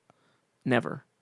That's what I'm saying. Okay. Society's never accomplished a civilization. So you're saying that civilization's never accomplished a society that informs everyone equally. So you're saying you are supposing that atheists are informed and people that believe in God not all are some uninformed. Atheists are really stupid. Well, wait a minute. Okay, but you're saying all people that like believe I said, it's a variable width. Are like they might have beliefs outside their circle about UFOs, but they're outside that fence. Yeah, they're out. Those beliefs are outside. So the fence. all the scientists that are legitimate scientists that are legitimate scientists here, are still not quite. They still don't quite get it. It's a metaphor. It's not a perfect metaphor, but it explains most situations. No, I like this metaphor because I think this is how the most hardcore atheists think. But you got to look at it from a two-way window. That's why it's a fence and not a wall. Okay. I don't like walls because Trump. Because Trump. Mostly because of Trump. Because fences have gaps in them, and you can see through them. So people on the outside who see the supernatural world and believe in it, whether or not they understand it, in a fog, they can see into the natural world, and they can see the things that have explanations and accept that they're real. And the agnostic sitting on the fence can see both equally. But the people who are in the atheist world, they can see both. You got to admit, the agnostics have a little. They're actually kind of part of the outer ring of uninformed, aren't they? They're straddled. They have They're kind of uninformed, though, aren't they? Some of the beliefs they have are kind of weird, like homeopathy. Mm-hmm. Like there's a growing number of atheists who are very much behind homeopathy and natural healing and natural diets and fruitarian, and it's like, So, come on, man, that's not the way that we evolved. so are you telling me? I just want to get this straight, man. Are you telling me that there are no Christians whatsoever that are rational, really fully rational people? I think That's if what you you're saying. I think if you accept something that has no explanation without an explanation, Faith, right? you have to accept that you have some level of irrationality. Okay. Like, it's not a significant portion of a person's ability to reason. It's that one thing. You have amazing scientists who do some of the most amazing work who believe in God, and they keep the two compartmentalized. They believe in God, but they also do science that literally undermines some of the ideas that they believe. Do you think it's possible? Do you entertain the thought at all that maybe you're the one that might be uninformed? No, Okay. firmly. Because if I was informed, let's say somebody did bring me proof that I was wrong about something, I accept it immediately. No, Like, I didn't if say. it's I didn't. proof- I didn't say. I didn't say. Are you unreasonable? I said, do you believe that maybe you could be the uninformed one in this No, situation? none at all. So Because there's certain things that, like, I talk to some people about, like, how can you be so sure that there's no supernatural being? when you've witnessed a miracle. How? No. When you witness a miracle, Wait a you m- can be sure of something. No. I'm asking you. How can you be so sure right now, having not witnessed a miracle? No, I mean, I have. Oh, you have. Yeah, but it's not Tell me about it. described as a miracle. Tell me about it. I've witnessed evolution. So have you. But you didn't see it. Those who have eyes can see, or whatever, however it goes. You're calling evolution a miracle, Evolution is a miracle. but it's The a concept of evolution is a but- miracle. And witnessing it, watching something change from one species into another, or evolve from one transition to another transition, to 10,000 transitions from one species to the next, Yeah. to witness the whole thing in total, is a freaking miracle. It is the definition of a miracle. not really. That one species. Not really. A definition of miracle is a supernatural event happening in a natural world. That's a miracle. Okay, then I would say it's the not closest supernatural. thing the natural world gets to a miracle. Because you literally start with one species and you end up with something that's completely different, So my question again, and you've seen every was- transition in between. that was a nice little segue sidestep there, but Yeah. my question again was, if you've never seen a miracle, how can you be sure that there? How do you know that there's no supernatural existence? Coals. This is a really scary question for atheists, by the way. So I'm not scared. you may not be scared. You might need to be, but Okay, so how can you be have so you sure have you ever that seen there's a miracle? possibly? Okay. Possibly. A miracle is a phenomenon that defies your current understanding. Is that an accurate definition? Or it could be something that does not make any sense in the natural world, as you Yes. as you understand Like the natural world. a cat barking. No, a cat can bark. Okay, so That could happen. Let's say a cat swimming underwater for 10 hours. How about you walking on water? Okay, that's a natural phenomenon. It's defying of It's gravity. defying physics. Yeah, okay. Okay. And gravity. How about running on water? You probably can explain that. You can explain water if the situation is correct. But actually standing and slowly walking on water, I didn't see that, obviously. That's a Bible story. Exactly. But that is an example of a miracle. It's a supernatural event in a natural world. Okay, so if something seems supernatural, whether or not it actually is, it is considered a miracle. Sure. Okay, that's the situation when it comes to evolution. It's something that seems supernatural. Whether or not it actually is irrelevant. Are you saying because it exists? No, I'm saying because Evolution of what exists? happens. Oh, the actual Yeah, process of evolution? It's like if I Are put... you talking macroevolution or microevolution? Here's an example. I put two cats on an island, and I disappear for 1,000 years. And I come back, and the island's populated by what I call dogs. Okay. Would that be a miracle? Would you call that a miracle? I would. I would say, I left two cats here. Why are there thousands of dogs on this island? I see- did not leave dogs here. I see where you're going, but I think on it, if you were talking to me honestly right now, you'd say, well, it's not really a miracle. That's evolution of some kind. Exactly. That can be But explained. I'm using flowery language for the word miracle. It is a natural phenomenon, but it is miraculous. It's something that is freaking amazing. It's to amazing. witness. It's astounding, but it's not a miracle. I mean, that's the problem. When we start talking about things and then we start getting like real kind of like wavy on our definitions, that's where we start to get problems. Yep, problems on that. I just mean that it's chance. Chance is what's You don't like miraculous chance. about it. Now, let me say one. I like chance. I think chance is awesome. Let me say one thing though. You don't like not having control. That's one problem that we as human beings, we hate not having control. It sucks that your cousin died. You didn't have any control over that. Nothing that you could have done could have really helped that situation, and that sucks. That doesn't suck? No, it's not ideal, but it is the situation. Did you cry? Of course. It sucked. It sucked. Okay. Okay, I could say it sucked. Yeah. But what I can't say is that the lack of control made me angry. That's not what made me angry. It was the fact that I had to accept that I had no control. Do you like control? No, not really. I mean, I think I've come to accept the fact that I have no control. Well, that's you as a human being growing, right? Yeah, and I like think, the further away from control, and I think that happens to everyone eventually. Like whether you believe or not, you think it eventually get to a point where you're like, okay, I have no control over anything. And I think that's what happens to Christians, like a lot sooner than people that don't have the concept of God in their paradigm at all. Well, it's because it's kind of crammed down your throat. You know, it's kind of crammed into you. You're right. A lot of families do have Christianity just because that's what we've always done. Exactly. It's But like that's not real, dude. No, but let's say it isn't. But you do believe. Like you were force-fed these concepts, and eventually you understood their merits. Do you think that? Be honest with me. Do you believe that you were a strong Christian? Hell yeah, sure was. Were you though? For a long time, man. I just I think I had the pacifist type Christian belief. Like I wasn't a thumper. I wasn't like pushy about my faith. I wasn't pushy about my beliefs. I didn't like.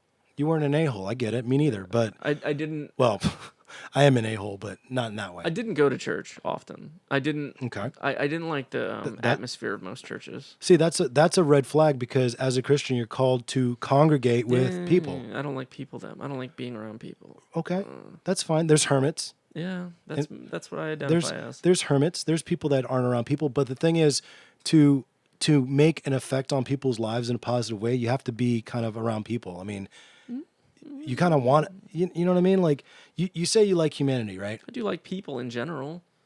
I wish they could. I just wish that they had more confidence in themselves. That's an interesting statement. There's so many people who are out there who just like they have no confidence in themselves, so they put on a mask. They wear a social uniform. They change who they want to be what everyone wants them to be. And did you feel like you were having to do that too? Yeah, I felt like I was like, here's your mask and here's your cape and here's your costume. So it wasn't real for you then. Exactly. I felt like, okay, I don't feel like any of this reflects who I am. Anything that we're doing reflects who I am. So why am I here? What am I doing here? I honestly believe that you being a Christian, which means Christian means a little Christ, right? Being a little Christ is like, who do you look up to? Like, who's the number one person you look up to in any generation? It's aspect driven. Depends on what. Technology. Who's your hero? Elon Musk right now? I mean, yeah, I mean he's like the top one. Okay. Gosh, I have to think about that. You put me on the spot again. Damn it. Okay, Vint Cerf. What did he do? He created TCP/IP. Okay, so computer. He's the guy who created the internet, basically. Yeah. Okay, so if there was such a thing, right, as what is his name? Vint Cerf. Vint and Cerf. Okay, so you could be a surfshin. Surfshin. Oh my. You're gosh. a little surf, right? And Little Surf, or excuse me, Big Surf, had a book that he professed about. Okay. You'd read the book. Probably. Because you believe that this guy is who he says he is. Read a couple of his papers, yeah. Okay, so you are kind of a surfshin a little bit then. Yeah. Okay. Why'd you read the books? Because I was curious what he thought about certain things about the future of the internet. because you believe that he has some kind of insight. Well, yeah, I mean, he's the smartest guy I've ever read. Like, when it comes to the policies of communication protocols. Exactly. Like, literally the smartest guy on the planet right now. I think in order to be a Christian, When it you comes to you have that. to want to read his papers. Exactly. You have to want to read Christ's papers. And when you read Christ's papers and you go, Eh. wow, that really does make sense. What if you read them and you go, eh. Well, then I don't know. I don't know. I See, get and that's where not everyone's going to be a Christian. I get it. yeah, But and that's where it's like, okay, well, there's nothing wrong with me. I don't think there's anything wrong with me that I read what he's written. I'm like, eh. I'd be interested to know you now being because you said you developed into you're a different guy than you were 20 years ago. Okay. Yeah. It'd be interesting to know what your honest appraisal of the Bible is at this point. Like, what are the things that you say, okay, that makes sense. Okay, that doesn't make sense. It'd be interesting to know just on a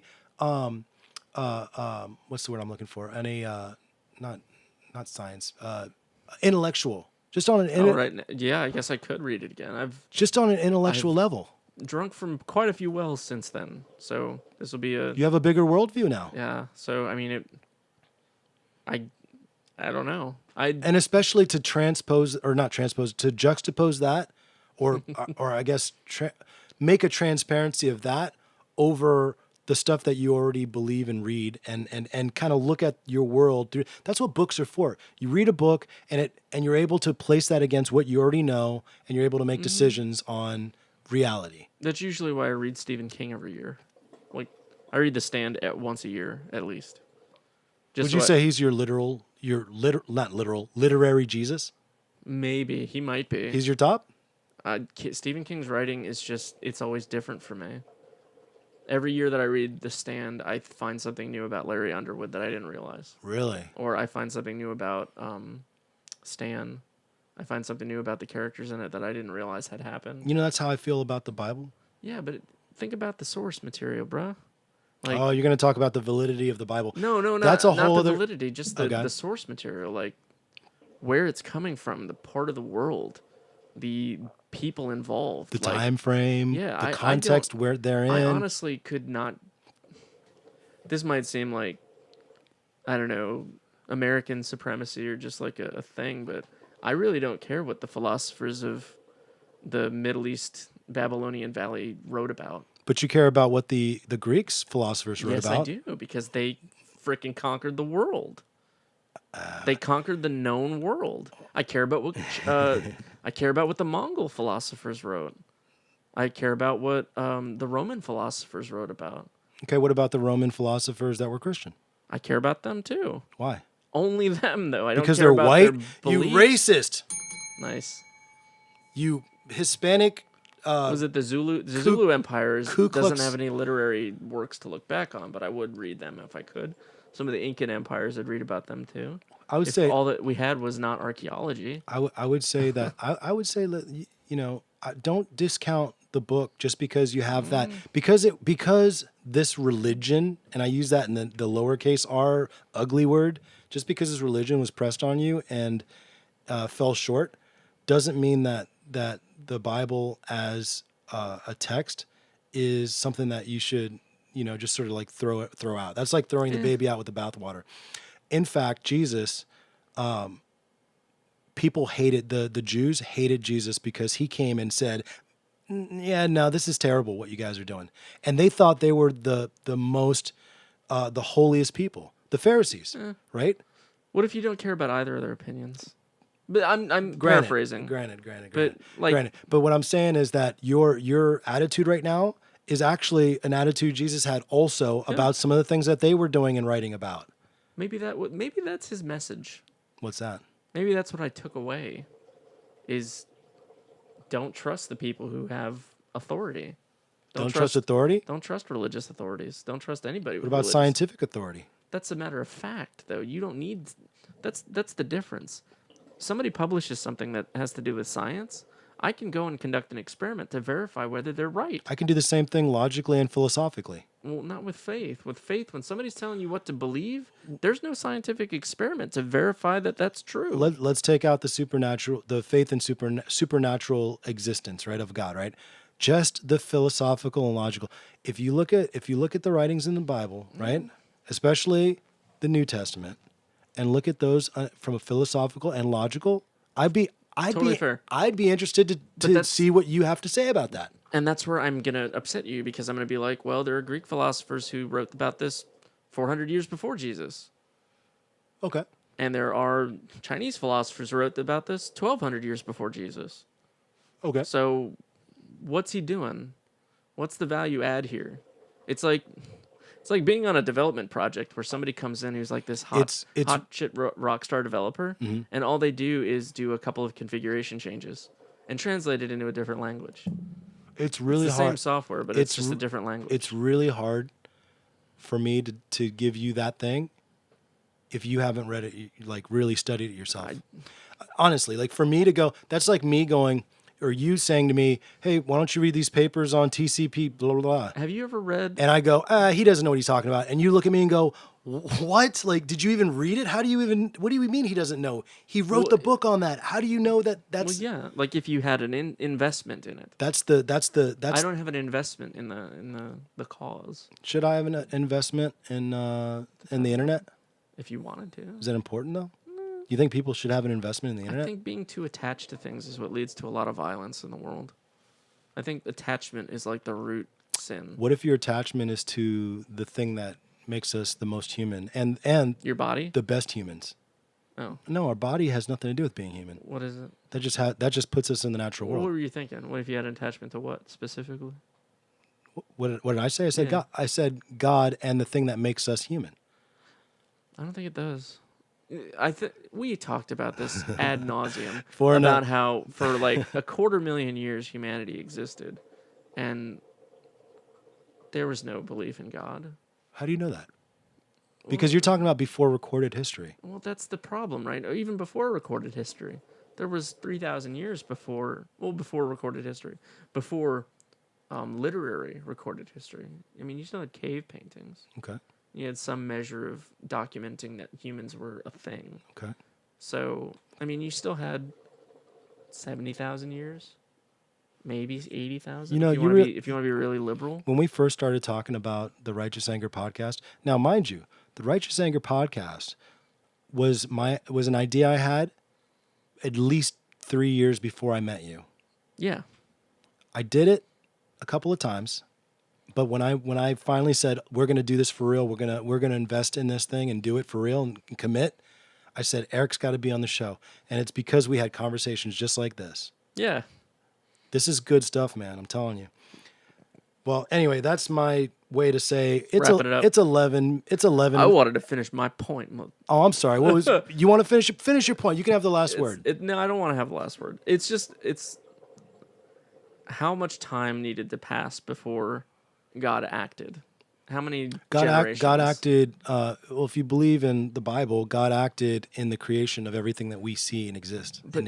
And that's where it breaks down for me. Is it's like it's an explanation. God's an explanation, right? God's the answer. Mm-hmm. Right? The answer to existence. Yes, right. The answer. Mm-hmm. So, what I have to ask myself is, how many other answers came before God? How many other variations? Did you know that there was an African tribe that there were people going out there and making contact with, and they had everything, their stories, their mythologies, exactly 100% what was like the Judeo-Christian belief system, exactly down to a T. And the question was, that's weird. Why is that? Well, because that's a different culture with a different paradigm, but with the same stories, the same lessons. Yeah. Why is that? That's because humanity has something in common. And that is? That's not belief, though, but because obviously the God didn't matter. The God, no. The God didn't matter. The name of the God didn't matter. The name of the God, Whether the God stories had didn't matter. whether God had a vagina or a penis or none of the above Didn't matter. But the fact that there was a God, The Bible didn't matter but in that scenario. but the fact that there was a God did matter. And to answer your question, Jesus was the answer that you're talking about. That was the change from. Did those people believe in Jesus? Those people in that tribe? They Did they bel- know what Jesus was? Apparently. Or did they believe in Apparently. Did they believe in the concept of scapegoating? The concept of casting your sins onto a specific thing that you can then sacrifice or torment or destroy. That was the concept that was from tribal belief, and it spread throughout most of the Middle East. Okay. So the concept of a savior scapegoat isn't all that We're, foreign. we're talking about an African tribe know, it went- that was remote, that had no contact with Judeo-Christian mythology or anything, I can do you one better. and yet had the same exact stories. How is that possible? I can name a better one. The Paraha, people of Brazil. They're an Amazonian tribe.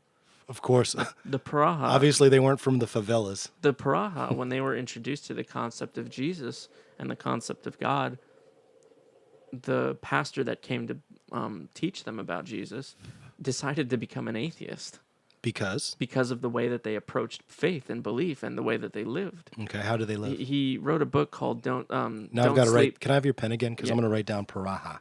Yeah, he wrote a book called Don't Sleep, There Are Snakes. You still have it, I think. No, I don't. I gave it back to you. Oh, here it is.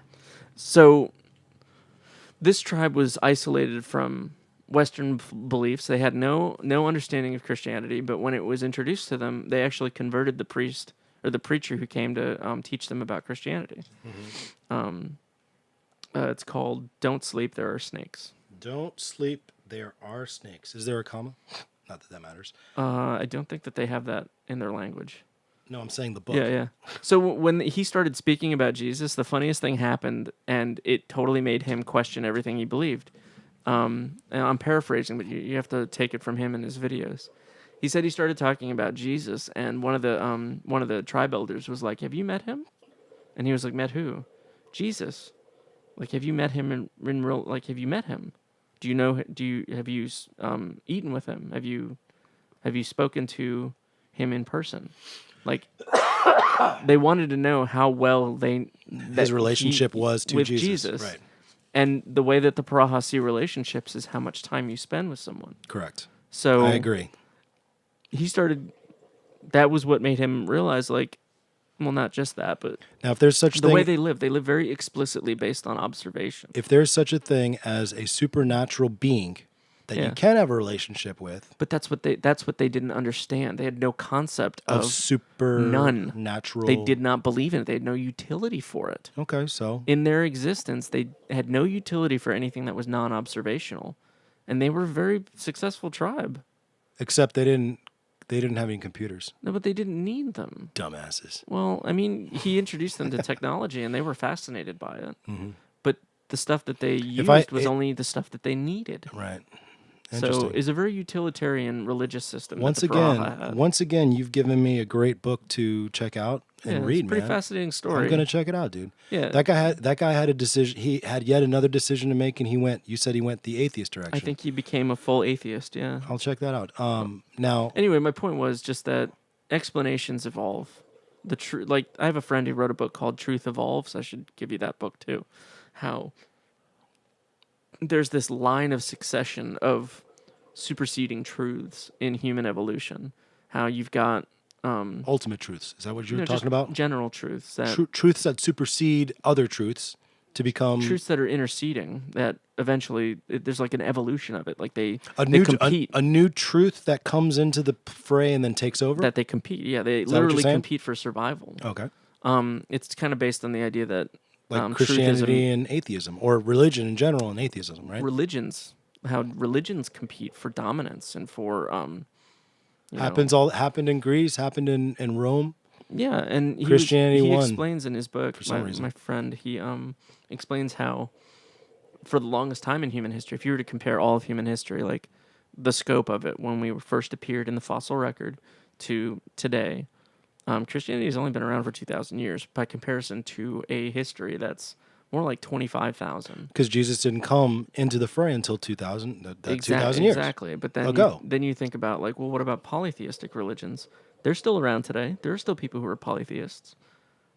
Sure. But they first were introduced somewhere around 3000 BC. You know, again, I'm trying to stop the show, but that's another thing. Why is the Bible the number one selling book? Why It isn't anymore. what is the number It's one been selling? topped. By what? It's, I think, one of the Harry Potters. Really? I think so. Which one? It better be a good one. It might be the first one. Okay, well, at least it's the first one. Yeah. I hate it when sequels win. Chamber of Secrets. I mean, All that's right. terrible. To be continued. Yeah. You had your last word, sir, and you gave me a great book suggestion. I gave you a great book suggestion. We'll see who reads which. Which book? The Bible. Oh, yeah. Oh, that one. Yeah, that one. I got like two. It's actually a collection of books. Which but there one you go. should I read again? Like, Which Bible should I read? You want me to give you one? I have no, like I have two. 12 of them. Oh, I only have two. I have a I also have a Book of Mormon and a Torah. Okay, first of all, we can 100% using science disprove Book of Mormon? The Book of Mormon right Okay, now. that Let's not even go into that realm. you can't go there and not. You can't uncork that bottle and not accept the fact that the Bible has the same potholes. Like the fact that the Israeli Their guy that they worship, Joseph Campbell Smith. Joseph Smith. Yeah, Jeff Smith. Joseph Smith took hieroglyphs that we couldn't read. Again, going back to the thing you were saying, that that he couldn't read, and then eventually we could read hieroglyphics, and then we knew what his golden And it was total tablet, BS. and it exactly was not. So that's kind of a huge hole. Now you do the same thing on Jesus. Jesus, You do that with every part of the Bible. do that with Jesus.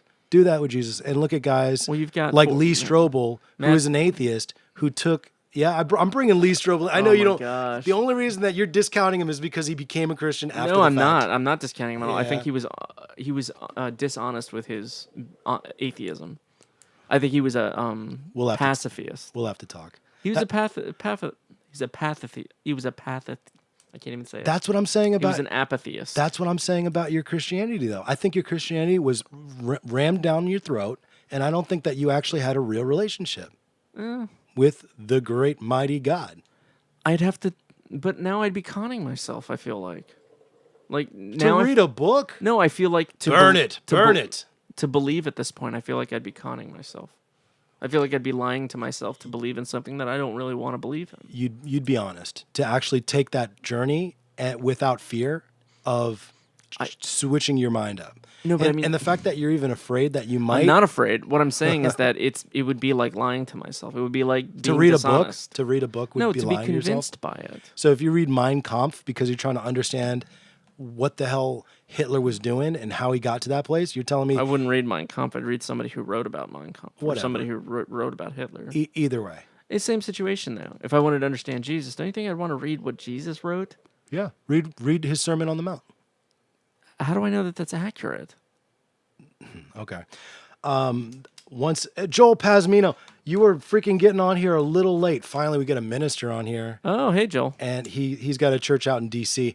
And dude, we're ending the show, but make sure you watch the replay or whatever you want to call this. Well, we'll talk about it again eventually. Okay, that was a good conversation. We have to stop it, man. All right, wrap it up. All right. Sorry. I love you, man. I didn't want to end with like a negative point. I love you too, Leo. Thank you, Eric. You know I do. I don't need to say it. There, We have a Han Solo relationship, and you are Princess Leia. you're making me feel like you're my mom. She had a hard time saying it too. Oh, what did she say? We didn't grow up saying I love you very much. Really? Yeah, it wasn't a thing. My mom's from the silent I bet she generation. hugged you a lot, though. Not at all. Really? She's from the silent era. She was born in 41. Jeez, Pe- Louise. people and she was from the country. People were just harder. She's technically a boomer, isn't she? Is that a boomer? I think that's a silence. 41? Silence in the 20s. Yeah, born in the 20s. But think about it. She was born in the country, oh away, no, you're right. She is silent. Yeah. and she was raised by people from a generation before her, so that impacted her quite a bit. And they were in the Great War. Right. So They were the yeah, exactly. they were, lived through the Spanish flu, and they lived through the Great War. They thought the world was coming to an end. Great Depression, Yeah, well, not yet. 20s. They lived through that. 20s happened the Depression happened in the 30s. Well, whatever. The 20s was a roaring 20s. They lived through the Depression. Oh yeah, they did. Yeah. Okay. By then, Dagnabbit. the Depression wasn't over until the 50s. That's true. But but when we're okay, all right, we're going into it. Yeah, this is why I have them on the show. Okay, thank you guys for watching the Righteous Anger podcast. Once again, if you enjoy what we do here, please like, subscribe, and all the other positive things you can do with the little buttons that are share, talk to people, talk to people, tell people about it. Make sure you like this. By the way, like Righteous Anger podcast. Don't just watch it and then leave. That's a jerk move. Okay, like it and do what you can to spread the word of the show. Okay, it's very easy now in this internet. Thanks to Vinton Surf. We can do things like this. Go to what is it? Epilogue Shirts and go buy a couple of shirts. Buy some swag. It helps the show. Hey, and by the way, we're looking at maybe moving to a bigger, better studio. So if you're into it, help us do that. Also, we're also looking at other interesting people that might want to start podcasts. We can kind of help you do that. So if you are local to the DMV and you have an interesting idea for a show, or you're interesting in general, hit us up on the Facebook or the Instagram, Righteous Anger Podcast. And we'd love to hook you guys up and have you guys be part of a network that we are growing at this moment. So thank you guys very much. This is episode 32. We love you. No, you love them, but not me. Signing Sound off. like my ex-wife. Yeah, you sound like my mother.